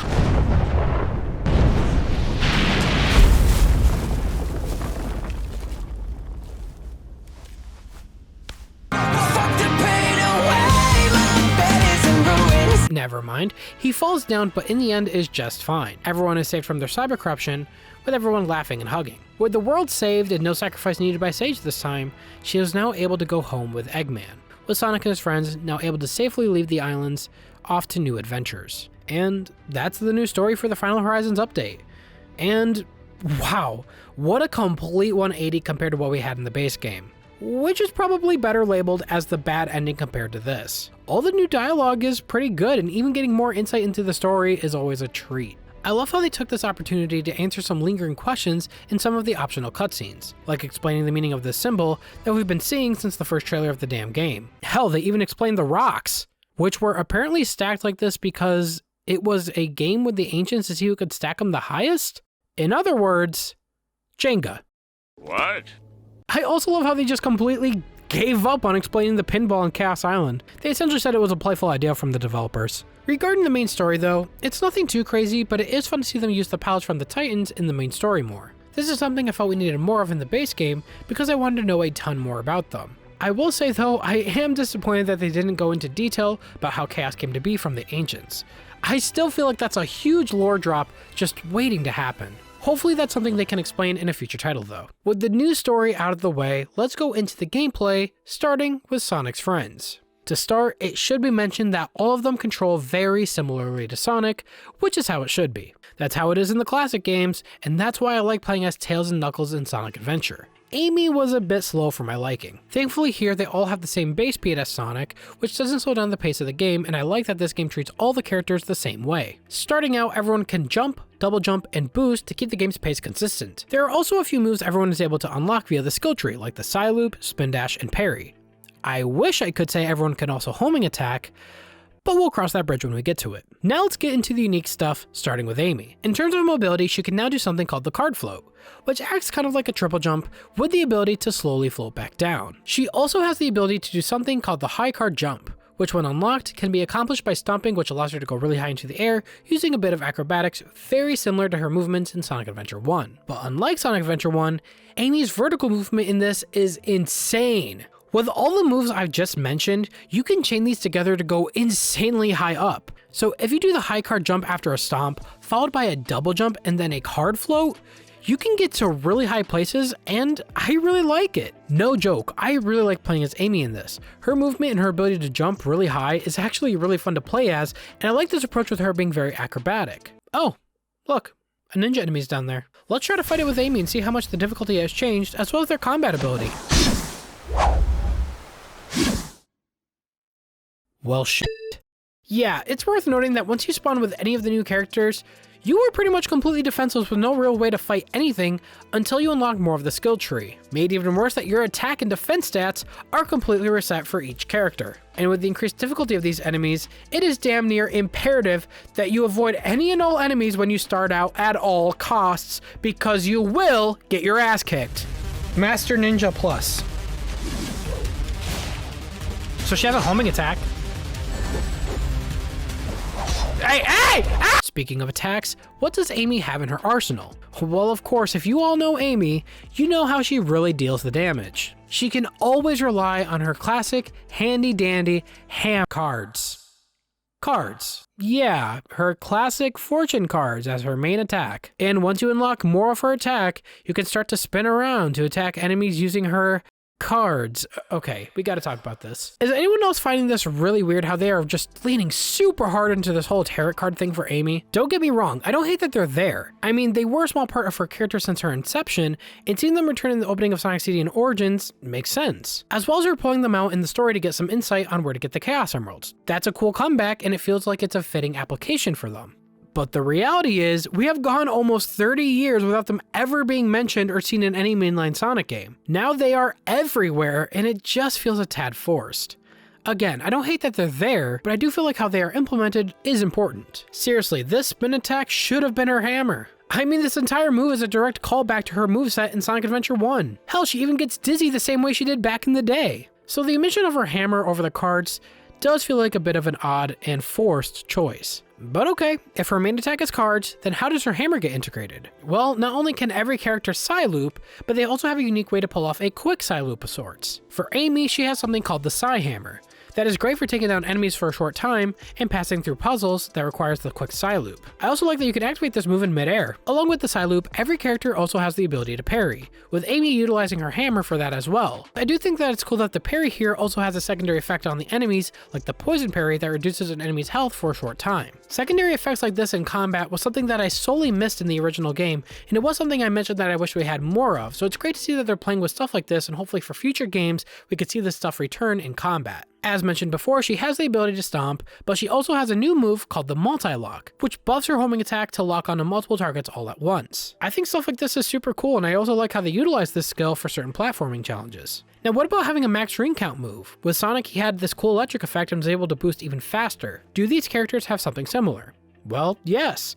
With Amy, you can unlock the card spin boost, and when you get max rings, Amy will ride her hammer like a witch riding on a broomstick. This is a real game! This is so bizarre. Cool, but bizarre. Maybe I'm looking too hard into this, but is this because of the whole tarot card thing again? And it being connected to witchcraft? If so, again, I think we're leaning way too hard into that. I mean, they literally have her being a witch! Alrighty, now let's move on to Knuckles. Just like in the past games, the first thing you're going to want to do is to climb walls. But in this DLC, you are only able to climb select walls. Now, I understand that this could be seen as a disappointment to some, and I won't lie, I agree. It does suck that you can't just climb any wall I see. That was a huge reason I liked his gameplay in Adventure and Adventure 2.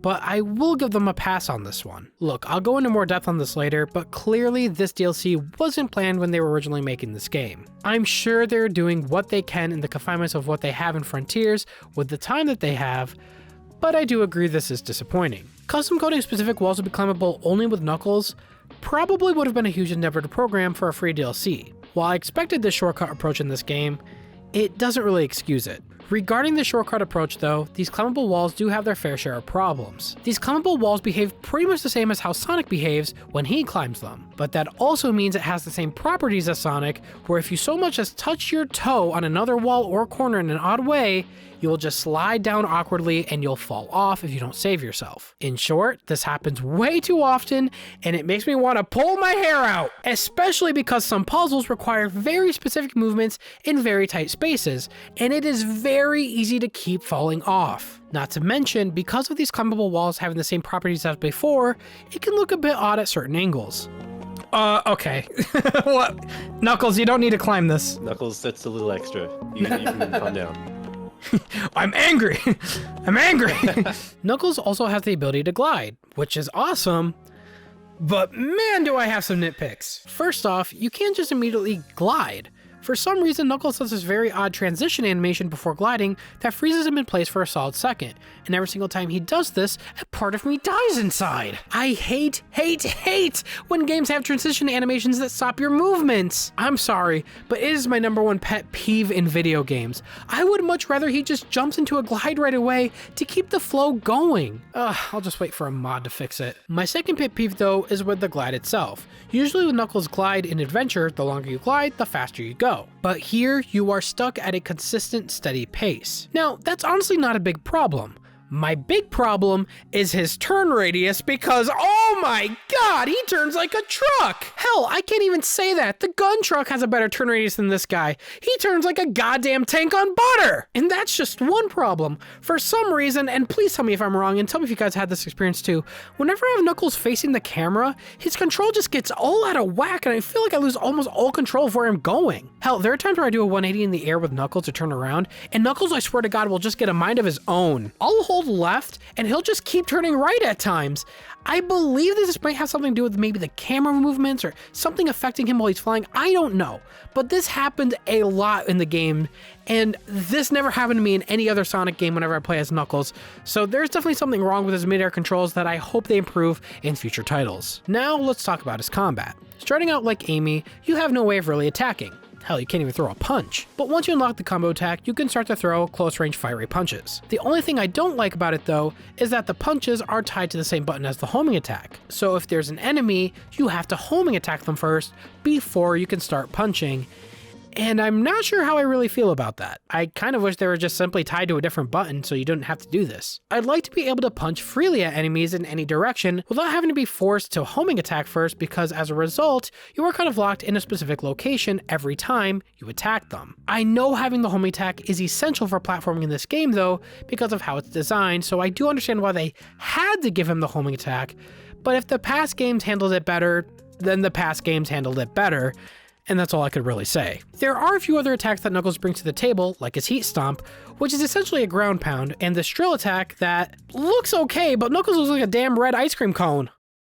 Actually, it looks kind of delicious now. Also, this drill attack returns when you upgrade it enough and you get the drill spin boost, which turns him into a drill whenever you boost that can run into any enemies, which is pretty cool. His quick side look move is also pretty cool, called the side knuckle, which quickly can be utilized for enemies and challenges alike, as well as his break parry that can reduce enemy defenses for a short time. In terms of his max rings ability, Knuckles can glide indefinitely, which in other words, means he can fly, which is a nice way to get to the island and get to things faster. Finally, we have Tails. What does the yellow fox have up his sleeve? Well, in terms of mobility, the most important feature for Tails is his Sonic 06 running animation. It's his ability to fly, and in this game, it works very similarly to how it worked in Sonic Adventure. But there are a few differences. For one, like Knuckles, Tails has an animation that plays right before he takes flight, but unlike Knuckles' animation, this one doesn't really halt you in the same way that the Knuckles one does. In fact, it kind of acts like a buffer right before you take off vertically, and I kind of like it. I also think the animation is really well made. It's also extremely useful to stop myself from a downward fall. His flight isn't infinite, of course. Like other games, he gets tired after flying for a while. But this game by far is the furthest you can fly before that happens. I do wish his flight did have a bit more verticality like it did in Sonic Adventure. In this game, you do go up pretty high, but then Tails is capped at a certain height. I feel like it would have been better to have him slowly continue to fly upward vertically while you're moving. If you wanted to move downward, you can simply just let go of the flight button. Like in Sonic Adventure. There were a number of times where I was just shy of the ledge of a platform I wanted to get up to because Tails doesn't move vertically enough. It is cool to see his flight rings from Sonic Adventure make a return in HD. Kind of makes me want to remake for Adventure or something. I didn't say that, who said that? What an asshole! In terms of basic movements, as mentioned before with the other characters, Tails has the usual like the double jump and the boost. But there is one massive thing that is different from all the other characters, and that is, Tails doesn't have a homing attack. Yep, no homing attack. Now, you might think to yourself, that must be a good thing, right? I mean, I didn't really like the forced homing attack in Knuckles right before punching. This must be a positive, right? Nope, not even a little bit. First off, like I mentioned with Knuckles having the homing attack right before the punch, I understood why they needed to keep it because the level design in Frontiers requires it a lot of the time. Frontiers' main thing that it loves to do to you is throw you right above a pit, and I'll go more in depth on this later, but the homing attack did a good job at saving me from those pits countless times. Now with Tails, that sense of security is gone. You may think, well, that's where his flight comes in, right? But with the vertical height limit thing I mentioned earlier, this isn't a guarantee. On top of that, the homing attack in Frontiers is used very often, not just for saving myself, but also to home in on springs, switches, and levers to bring you to higher ground. Now with Tails, you have to manually bring him to whatever you want to interact with. Usually, I wouldn't mind this if the world design and the character movements were made for it. But in this game, it's clearly not. So it does feel a little awkward. Not the end of the world, I know this is a nitpick, but I think in the end, the whole thing comes down to the game's design. It simply wasn't designed for this type of movement, and I wish it was, I honestly do. Again, the result of the DLC not really being planned earlier on. But okay, he doesn't have the homing attack. What attack does he have that replaces it? What the hell was that? Wrenches? He throws wrenches? That's his main attack? What about his, I don't know, tails? Wrenches. He has all of his gadgets and his tails at his disposal, and he chose, come by my workshop, see what happens.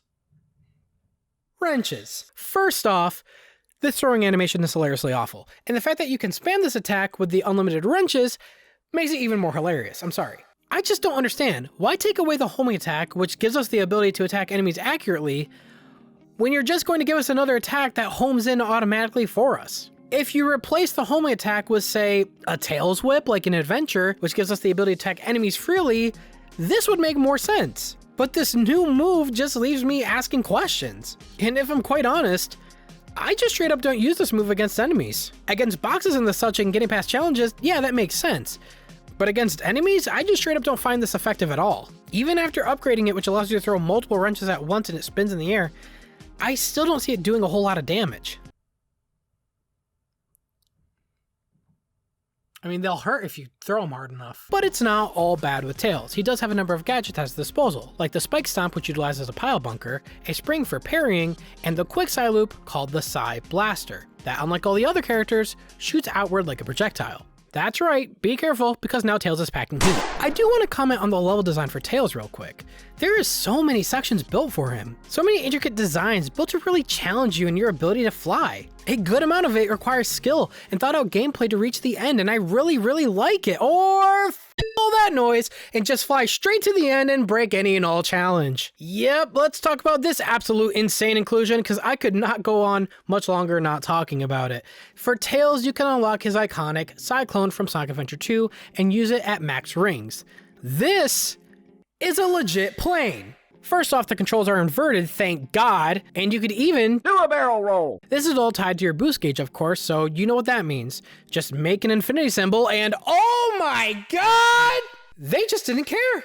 You could just fly as far as you want.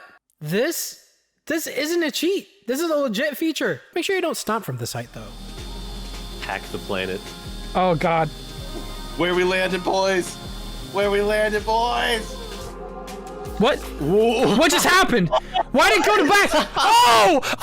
I thought I died! Now, as great as this is, like I mentioned, once you unlock this, any and all tail sections that aren't indoors are essentially void. You can just simply fly to the end of them, which I guess is your reward for unlocking the plane, but it is crazy that there isn't a limit to this. Now, the Cyclone is a great way to get around, but it also acts as an attack, as you can unlock the Cyclone Cannon. But I won't lie, I feel like almost all the enemies in this update don't really open themselves up long enough for you to properly utilize this skill. Every single time I try to pull this thing out, I take a hit before it even starts to fire. Regardless, it is there and it's super cool. And that pretty much covers all the new characters in this part of the update. Obviously, there are some really good ideas for them and a lot of cool inclusions, but you can tell some ideas were half-baked, and while I do think this is simply because they haven't been really playable in so long, I do also think it's a result of them being included in a game that, again, really wasn't designed for this type of stuff. I mean, if it wasn't already obvious enough,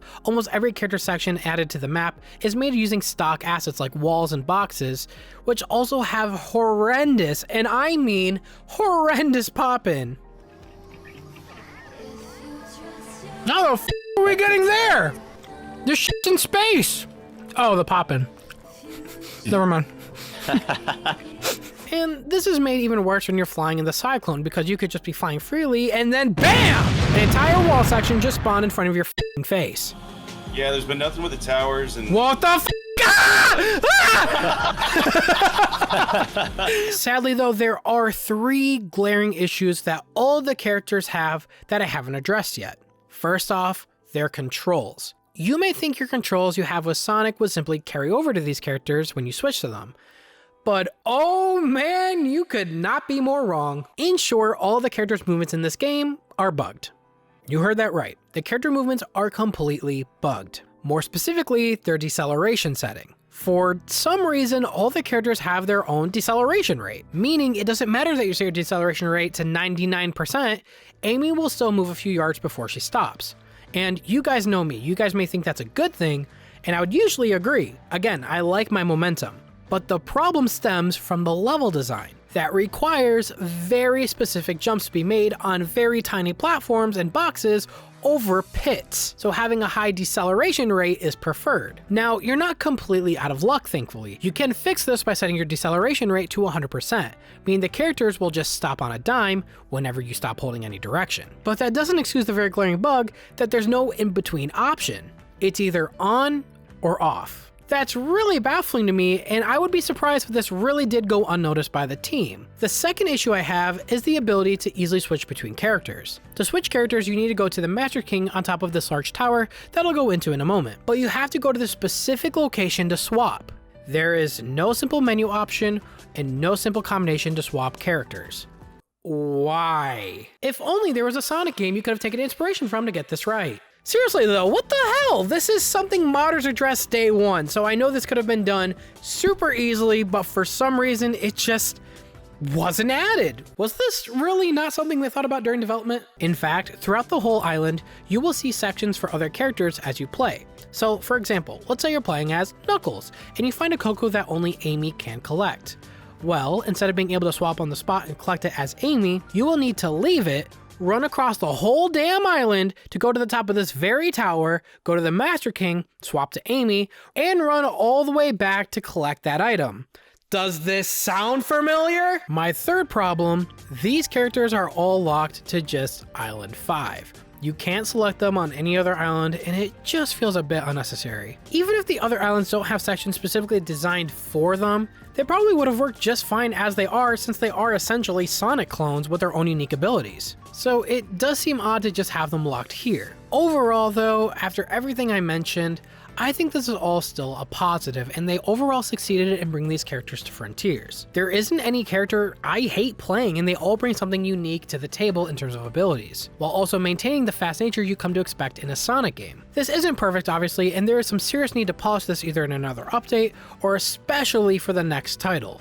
There is a lot of things I'm not going to harp on too much, simply because this is a free DLC at the end of the day, and like I mentioned from the start, this DLC clearly wasn't planned from the beginning. This is a good first attempt though, and after getting some serious feedback and proper polish after this update, I hope we get to see these characters get properly included in a future 3D game that is designed with them in mind from the start. Now, everything I talked about so far was only like half the DLC. We still have a whole other side with Sonic to talk about, so let's jump right in. First, let's talk about the new objective Sonic must face. Unlike before, you no longer have to collect keys. Instead, your goal is to find Lookout Coco. Gather enough of them and you unlock a tower that has the trial that you must complete. You can unlock these Coco in a number of ways. You can find them around the map by side looping, or by completing new challenges in the new cyberspace stages. Though I do use the word new lightly, as these are the same maps as before, this time with a ton of random boxes and assets to make new pathways and such, and to make them feel different. In fact, a good amount of the level design now encourages the new spin dash, and I really do like that. But I do feel like it does get overused at times, and I feel like over half the time I'm in these levels, I'm just kind of flying over everything rather than actually playing in them. They also play with a lot of new camera techniques and such that really spice things up, and I really do like it. For example, with the loops. It isn't just the level design that's different. There is a good number of new challenges in these that range from cool to what the f***. Some challenges have you recollecting some returning items from Sonic Forces, like these numbered rings and moon medals. There's also some brand new things you can collect, like flickies, and returning them to safety, which can be a lot easier said than done. We are saving flickies now. That's so cute. What the f? I'm done. I hate this. Murdered That rule. You should. I landed on the box. It caused the slipping animation, which made me let go of the flicky. That wasn't even my fault. Some of them involve avoiding invisible mines, which is just so random. You know what? You're right.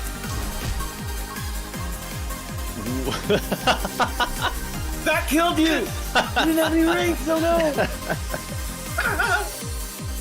Chat, what the f was that? And random is the name of the game in these. Some levels give you a new boost called the Rocket Boost, which is essentially just a faster boost that can now plow through enemies like in the past boost games. Another level has a random... I don't even know what this is. It's literally acting like Sonic is like a car driving on manual, so the longer you boost uninterrupted, the faster you go. Kind of like going up a gear. But I feel like this level design doesn't really go good with this mechanic. You're going to be forced to jump at times. And other levels just randomly have moon gravity and an excessive amount of Honda Civic vans. Like, what the hell is going on here? I never thought they would ever... What the f*** is this? You guys ever play Cluster Wait, Truck? I have moon gravity? Guys, as this update continues, I've realized they're just f***ing with us. I appreciate what they're trying to do with some of these cyberspace levels, but ideas do come across as half-baked, and the use of random assets to add to the level does come off as a bit cheap. The best way I can describe it is that the random asset usage in these levels, with a bunch of boxes, rails, cars, and flat walls, gives this a fan-made feel versus an official one coming from Sonic Team. In fact, a lot of this kind of reminds me of the Halo Forge days when I used to play Halo 3 back on the 360, where I would play my friends' levels. Regardless, I am very happy to see that they're playing with different ideas this time around that can be fully fleshed out in future titles properly. I like them incorporating level design for the spin dash, and I hope to see more levels with more hills and curves to incentivize rolling, while also leaving room for coherent level design without just having to fly over everything with the spin dash. And that's all I can really say about the cyberspace stages. The ideas are cool and some of them can really be fun. But in the end, the whole objective is to collect Lookout Cocoa by completing any of the challenges in the levels. But I do want to say, if you don't like any of the new cyberspace levels, which is, by the way, totally understandable, you can simply skip them and still collect plenty of Lookout Cocoa, no problem, in the open world. In fact, I think doing this is probably 10 times faster than getting them in the cyberspace stages. I mean that. They are everywhere in the open world. If you see these posts with the blue side loop trail, there is a good 75% chance it's a Lookout Cocoa. So you might as well side loop them every time you see one. Alrighty, now let's cover the towers. You assholes! This is f***ing bullshit! Who the fuck? No! This is not real! Ah! If you've been hearing that Update 3 for Sonic Frontiers is hard, everything beyond this point is what they were talking about. So the objective once you collect enough cocoa and activate the tower is to climb said tower to complete the time trial. But the process of getting to the trial on top of the tower is a trial in and of itself. More specifically, towers 1 and 2. For some odd reason, the other towers after this are really not that difficult. Not exactly a cakewalk, but manageable. But let's go into specifically what I'm talking about here. Someone at Sonic Team must have really not liked the fact that fans said that the game was too easy. So what did they do? They said, "F*** you," and that's the best way I can describe this level design. This whole time I was playing it, it just felt like I was playing a Kaizo level that doesn't really test my skills, but tests my patience. It's not designed to help you, it's designed to trick you. It's not designed to make you laugh, it's designed to make you scream. Oh, no. And it's certainly not designed to keep you playing. It's designed to make you go outside. You know that game Getting Over It? It's literally just like that. But alright, allow me to explain. The higher you go up the tower, the more precarious your movements have to be. Platforms start getting smaller, platforms start getting more specific, platforms start tilting, making it easier for Sonic to slip and fall. And it also requires a lot of fast reflexes or you'll fall. And if you fall, there's no crane to bring you back up to where you were. If you fall, you fall. And you would need to do it all over again. Like I said, it's a test of patience. But you know what? I love it. Yeah, you heard me. I thought it was fun and really funny for some reason. Well, this was really hard. Don't get me wrong, it was. You guys seen my stream. And yes, I do think it is cheap. I do think that was kind of the point. Like, it's testing your skills and it took all of my skills to get through it. I've seen a lot of people giving this part of the DLC a lot of flack, and I'm not saying it's not deserved, but allow me to give you some tips. If you're going to fall, don't just sit there and watch it happen. Hold the parry buttons and stop Sonic in the air. Reevaluate your position and try to fall back on the nearest path or homing attack to the nearest spring or zip line. And don't forget to air dash when necessary. I can't tell you how many times I saw people online complaining about a specific section that they failed. And almost all the times I've watched this, they could have easily saved themselves from having to do the whole tower over again, had they just fully utilized Sonic's moveset. But there's also a very important piece that a lot of people online seem to have forgot. Everything I'm mentioning in this review so far is assuming you're playing the game on hard mode. If this type of thing is too hard for you and you're genuinely not having a good time, you could easily switch the difficulty back to easy mode in the menu, where there will now be balloons you can homing attack to help you get up to the top of the tower. Is this level design I want to see in all my Sonic games? No, of course not. But for what it is, a test of skill in an obstacle course, it's not going to be for everyone. But I truly thought it was fun to try to beat, and I did. But now let's go over the actual time trials at the top of the towers. And this is where it is blatantly obvious they messed up during development and put these towers in the wrong order, because like I said with the obstacles, to get there, the first and second tower for some reason is the hardest out of all 5. Everything after gets so much easier and it's so odd. The first challenge is fighting super fast enemies with Sonic at level 1 stats. Nothing too crazy, your biggest enemy here is the clock, so make sure you're utilizing all of Sonic's combat skills. The second challenge, arguably, is the hardest in the DLC. This one took forever for me to get it right. This one requires a very specific technique to pass, or you will run out of time. If you look at my footage here, you will see that this is how you're intended to actually beat it. And I won't lie, this one did feel cheap, and the solution felt way too specific. It took me a while to beat this, and I had 1,200 people in my chat yelling at me the solution, so I can see a lot of people getting stuck here at this challenge. Challenge 3 is literally a joke, and challenge 4 requires a good amount of skill to, fight the enemy, but again, you have all the time in the world to figure it out, so it's really not that difficult. If I was in charge, the order of these towers should have been 4, 3, 1, then 2. That would have made the difficulty get progressively harder. Again, I really do think they messed up during development here. I do want to compliment them on one thing though. If you all notice something, these aren't just random challenges. They are training you to keep doing one specific move, the parry. And the enemies being at triple the speed, even if you have the ability to hold the parry as long as you want, you still have to kind of time it in between attacks. This is clearly by design, and you're going to need this skill because when you get to Tower 5, you're going to meet the Master King Coco, the one who can convert your corrupted cyber energy into power. But for him to give you this move, you must first complete his trial, which consists of... I didn't even see it. I didn't see it. Oh god. Harry, the tail one is gonna be the enemy. I f***ed up. I use a... Why did I do that? It f***ing hurts my soul every f***ing time. I know it's over! I'm trying to practice! Give me a missile. Give me a missile. You. I'm choking. This is it. I'm eating my mic. Ladies and gentlemen, this game taught me to be careful for what I wish for. If you recall in my review in Frontiers, I didn't like that you could hold the parry indefinitely. It made fights too easy, and it made Titan fights like the one against the Wyvern unexciting. Well, Sonic Team kind of listened and decided to give us something called the perfect parry. Just like in any Dark Souls game, you can no longer just hold the parry, you need to properly time it, which is great. But this parry isn't even a second long. Hell, it isn't even half a second long. On hard mode, this thing is damn near frame perfect. And if that wasn't already challenging enough, you must beat Giganto, Wyvern, and Knight all with just 400 rings that don't replenish with a level 1 Sonic using only the perfect parry. Against Giganto? Fine. Against Knight? A little challenging, but I could do it. Against Wyvern?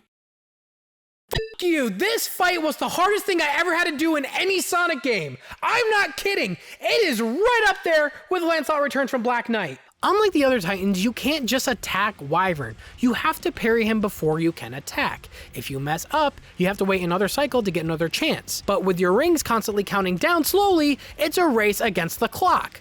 Hard mode in this challenge was insane. I can't even imagine what this is like in extreme mode. I don't think I'm ever even gonna try it. Don't get me wrong, I like the idea of having to time the parry in combat. It keeps the player engaged and it feels satisfying to pull off. Playing this on normal mode is a bit more relaxing of an experience, but I think it is a little bit too easy. If we had something in the middle between hard mode and normal mode, I think it would be perfect. But I do wish for future games, the enemies and bosses do have better telegraphing when they're about to attack, because attacks like the tail attack from Wyvern can be damn near impossible to predict. After taking a few years off of your lifespan, you finally complete the challenge. Master King warned you not to go all out with your new power, because if you do, it can leave you defenseless. With Sonic having learned the new power from the Master King and learning how to perform the perfect parry, you can now fight the new final boss in Sonic Frontiers' Final Horizons update. Once you fight and beat Supreme just like before, the end appears in the sky directly over Supreme, which by the way is a super awesome visual. It directly links itself to Supreme this time to use it as an avatar. And just like that, you have a brand new fight on your hands. And when the fight starts, you'll immediately notice you can't parry any of the attacks being thrown at you. This is when Sonic transforms into his new super form, Super Sonic 2. Which by the way, looks very similar to Super Sonic, with the only real difference being his eye color. I won't lie, I wouldn't have minded a bit more of a color variation here, so the form is a bit more obvious. Regardless, Sonic is now able to perform the perfect parry, which can deflect any attack being thrown at him, unlike before. And now the fight truly begins properly. This fight is a lot different from the Supreme fight, and you could tell the team really wanted to up the difficulty here. As you start to attack Supreme, you'll notice that there's these projectiles being shot at you. You're going to want to have to parry these as they come your way every single time they come your way, or they're going to hit you and knock you back. As you continue to fight though, you'll also notice the health bar is regenning very slowly. This is your hint to take out the wire connecting Supreme to the end. I'm going to pause right here because I think this is probably the fight's biggest flaw. Nothing really tells you that you can attack the wire because Sonic auto-locks his head first. To attack the wire, you need to tap one of the shoulder buttons to automatically maneuver around his head to the wire. This move is almost never utilized in Sonic Frontiers. The only time I ever remember doing this is going against Knight to avoid his shield, and the only way I found out about it during that fight was by accident when I was mashing buttons. Point is, while I do think this move is cool, I think it is way too situational for a player to figure this out on their own. I know we like to harp on Sonic's friends for, never shutting up during a final boss fight, but I genuinely think this is probably the one time I wouldn't have minded someone like, say, Sage telling Sonic to dash around the head to attack the wire first, or something, I don't know. The only reason I figured this out was because I accidentally pulled it off the first time and I didn't know how I did that. Again, not a big deal, but an indicator would have been nice. I did hear that Master King himself will give you hints on how to defeat the boss if you go back to him, but I do feel like that's really random. I would have liked the hint to be in the fight itself. Once you attack the wire and attack Supreme enough, you'll see him fall to the ground. Once this happens, you need to quick salute the gun on his back. Again, there really is no indicator to do this, I just kind of had to figure it out via trial and error. Once you salute the gun again, a surprising turn of events happens. Eggman takes control of the gun. The End tries to attack Eggman, but he's thankfully protected by Sage and Sonic's friends who can fly now? Okay. I mean, it looks cool, so I'll allow it. This is where the fight takes a turn. You need to take out the wire and attack the Titan again before he wipes out your friends. Can I just say how awesome the visuals are for this boss fight, by the way? Even though Super Sonic 2's visuals aren't that different from Super Sonic, his demeanor very much is. The best way I can describe it is that he's literally Vegeta now. But you know what? I'm here for it. You can tell the team was really having fun with some of these poses, and I really like them. I would like to see more stuff like this. After dealing enough damage, Sonic and Eggman work together to take out the End. Sonic enters the gun, but before going all Sonic X and Cosmoing the End to death, Sonic ends up going all out, releasing his new power contrary to what the Master King says. Here we get probably one of the best visuals ever for Sonic, where Sonic lets loose his cyber power. While this is happening, and with careful aiming by Eggman, he fires Cyber Supersonic at both Supreme and the End, where we only get a brief moment to appreciate Cybersonic's cool new design. Which, by the way, I really like it. Those Fleetway Supersonic eyes and the sharp teeth look really cool. All before Sonic absolutely obliterates Supreme and goes right through the End. It explodes in glorious fashion. Now that was a final boss fight. This fight absolutely blows the old one out of the water. While there were some parts that could have been better explained, I think this one was hard enough and had some amazing spectacle to really make it something that will be remembered for a long time. In fact, this is probably one of my favorite 3D boss fights in Sonic history. I really liked it. And that is everything from the Final Horizons update. My overall thoughts about it is, it's good. It's a positive. I know a lot could have been better, and I know this whole update is plagued with jank. That is true. Is everything in here exactly what I want in my Sonic games? No. You can tell a lot of what's in here was rushed. Hell, it's even obvious in some of the character interactions where Tails literally refers to Sonic while he's talking to Sonic. It seems the tower only reacts to Sonic. Huh. So I'm the only one who can activate him. What? The player movements being bugged is pretty bad, and the level design being a lot of random assets merged together to create some form of a new path is a bit jarring and not really polished, all made worse by the pop and just being absolutely abysmal. But I could still appreciate them for going as far as they did, and throughout all the jank, I still found enjoyment, and that's what's important to me. If this was a paid DLC, trust me, I would be tearing a lot of what's in here a new one. But I really appreciate them for doing this. I know some people online really didn't like this update and tried saying this DLC somehow ruined the game. First off, no, that is absolutely bullshit. This update is 100% optional. If you don't want to play it, you don't have to go through the giant ring in the beginning. And if you do want to play it but you feel like the difficulty is too high, you can lower the difficulty. I'll say it one last time. This DLC clearly wasn't planned, and in the end, for a free update for a game that came out a year ago, this is unheard of for a Sonic game. Jank or not, being able to play as Sonic's friends again was a treat. Think back to how this game started a year ago. Look at how much has changed since then. And they added new characters on top of that? That's commendable. And I hope the feedback from this update can be used so when these guys get added to future games, they can be brought back in a way better than they were here. In fact, that's where I'm going to leave off this video.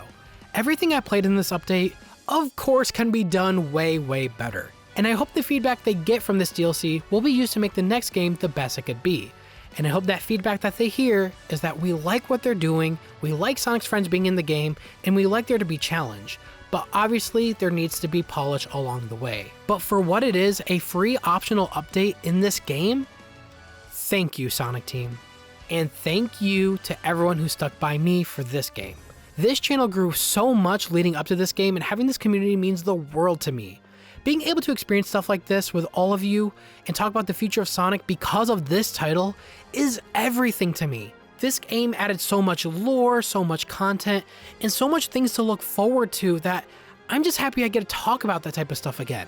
And it's all thanks to Sonic Frontiers. Thank you all so much for watching this video, and I'll see you guys all for Sonic Superstars. See you later, procrastinators.